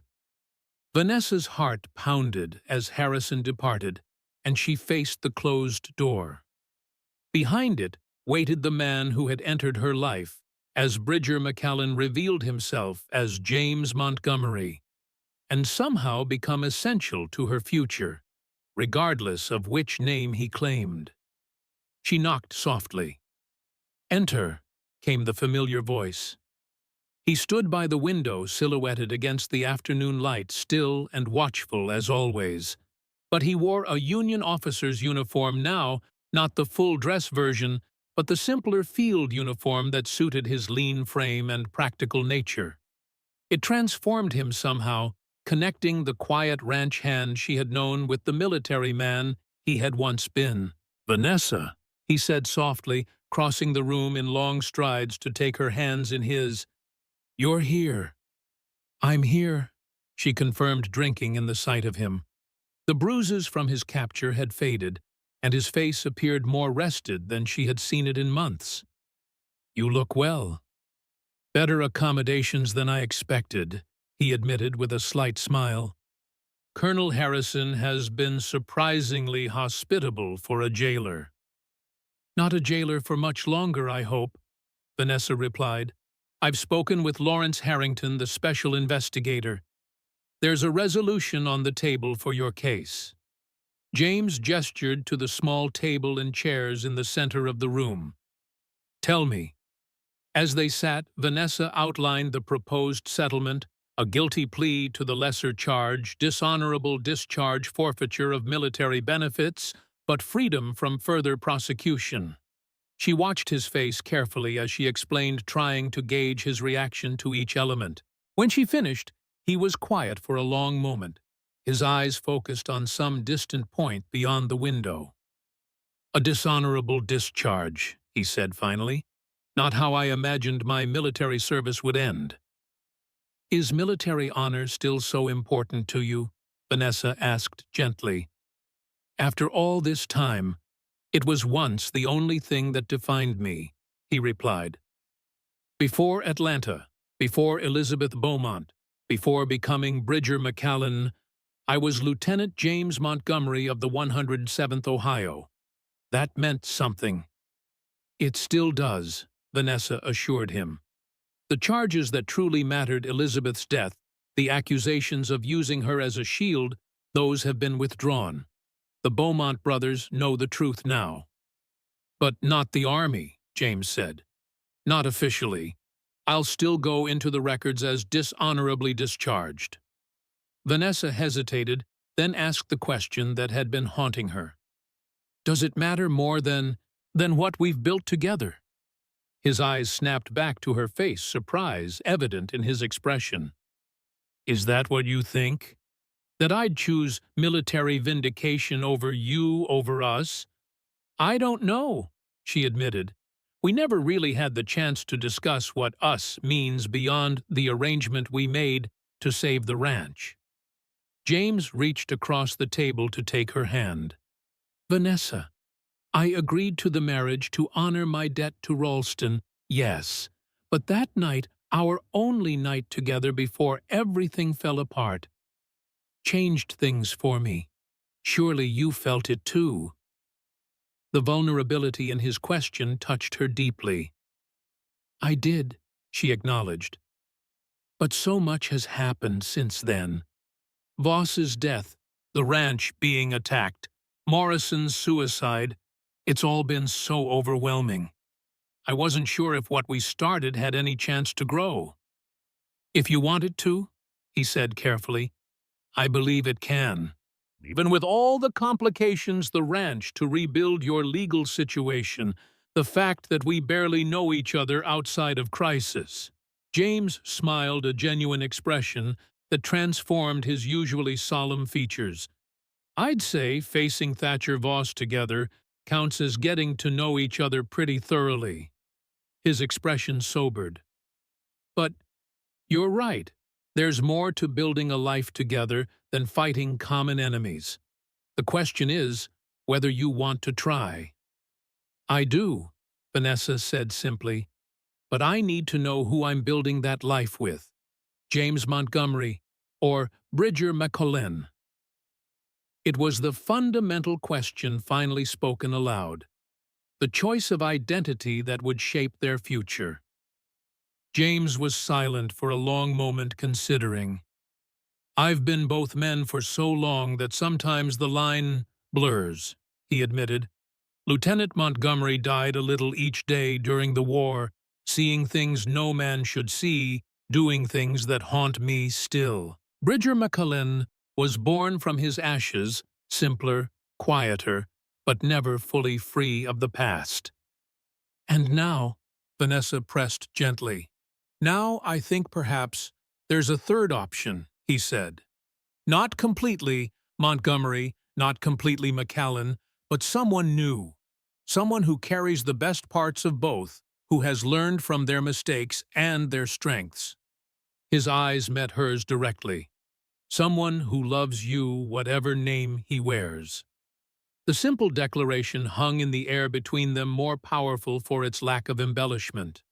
Not flowery romance or practiced seduction, but the straightforward truth of a man who had spent years hiding his true self and was finally completely exposed. "I love you too," Vanessa replied, the words coming easily now that they had been invited.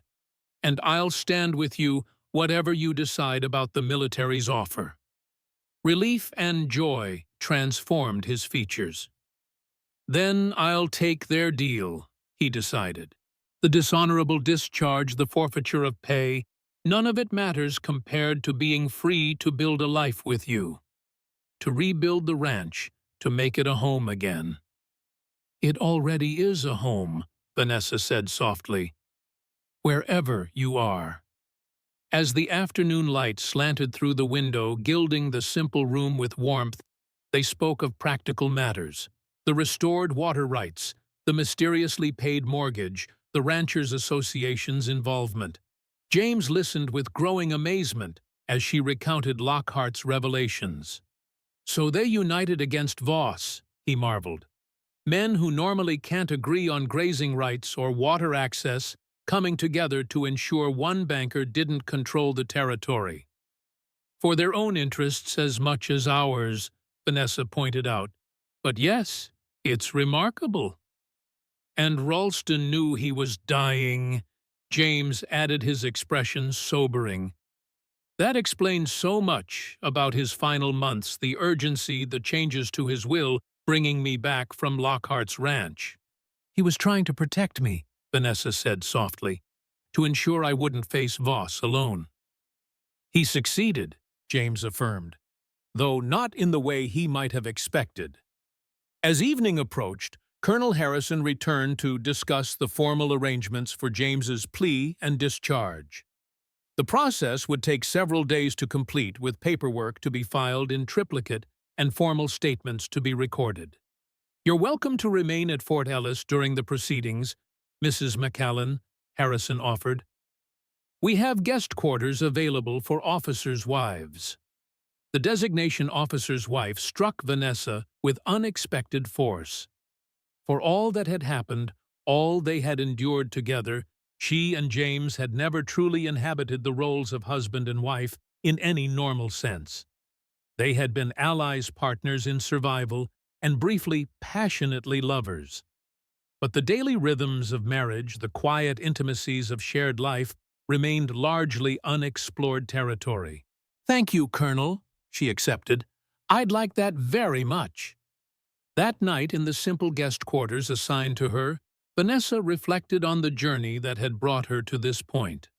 From widow to reluctant bride, from desperate landowner to fighter against corruption, she had been transformed by circumstances beyond her control. Yet somehow, through all the loss and struggle, she had found not just survival, but the possibility of genuine happiness. The next morning brought the formal proceedings. James's plea entered into the military record. The discharge papers prepared statements taken about the Elizabeth Beaumont incident to officially clear his name of the murder charge, if not the military infractions. 3 days later, it was done. James Montgomery, formerly Lieutenant 107th Ohio Infantry, was officially discharged from the United States Army. The dishonorable designation stung visible in the tightening around his eyes as he signed the final papers, but he accepted it with the same quiet dignity with which he had faced all the challenges of the past months. "You're free to go, Mr. Montgomery," Colonel Harrison said, offering his hand. Or is it McAllen now? James glanced at Vanessa before answering. Montgomery McAllen, I think, honoring both parts of who I am. The hyphenated name was unexpected, but somehow perfect a bridge between his past and his future, acknowledging both the soldier he had been and the rancher he had become. As they prepared to depart Fort Ellis the following morning, Colonel Harrison presented them with an unexpected gift, a military escort, to accompany them back to the Cole Ranch, ensuring their safe return to land that had stood abandoned since the attack. Consider it the Army's way of making amends for the incomplete investigation 12 years ago, Harrison explained. Had we been more thorough, then perhaps you wouldn't have had to endure all that followed. The journey home took 2 days, the pace set by the supply wagon Harrison had included, with the escort loaded with provisions, tools, and building materials to help them begin the process of rebuilding. When they crested the final ridge overlooking the ranch, Vanessa felt her breath catch. The main house still stood, though signs of the attack were visible in broken windows and scorched walls. The barn remained a charred ruin, the corral only partially standing. Yet, with the soft light of late afternoon gilding the scene, there was a strange beauty to it, the resilience of structures that had weathered violence and still remained damaged but not destroyed, much like the people who called them home. It's going to be a lot of work, James observed quietly, reining in beside her. Yes, Vanessa agreed. But we've faced worse. As they rode down into the valley that held the Cole Ranch, now the Montgomery McAllen Ranch, she supposed Vanessa noticed movement near the remains of the barn. A familiar figure emerged, waving enthusiastically. Pedro, she called, relieved and delighted to see the loyal ranch hand had survived and returned. He's here. And behind him, emerging from what appeared to be a newly constructed lean-to, came Almeda Rowe, hands on hips, supervising the Mexican's work with her characteristic directness. Looks like we already have a welcoming committee, James observed, a smile warming his voice, and a construction crew. Indeed, as they drew closer, they could see that work had already begun. Debris cleared away, lumber stacked for repairs, a new well pump installed. Someone had been preparing for their return. The Ranchers Association again, you think? Vanessa asked. Them or Almeida's force of will, James replied with a chuckle. That woman could probably rebuild the entire place single-handed if she set her mind to it. As they reached the yard, Almeida strode forward to meet them, her weathered face splitting into a rare, full smile. About time you two showed up. Been wondering if I'd have to finish this place myself before winter. Almeida, Vanessa greeted her, dismounting to embrace the older woman. How did you know we'd be returning today? Didn't, Almeida admitted. Been here 3 days already getting things started. Pedro came back last week, found me at my place. Said if you were coming home, the ranch should look like someone cared for it. Vanessa was touched beyond words.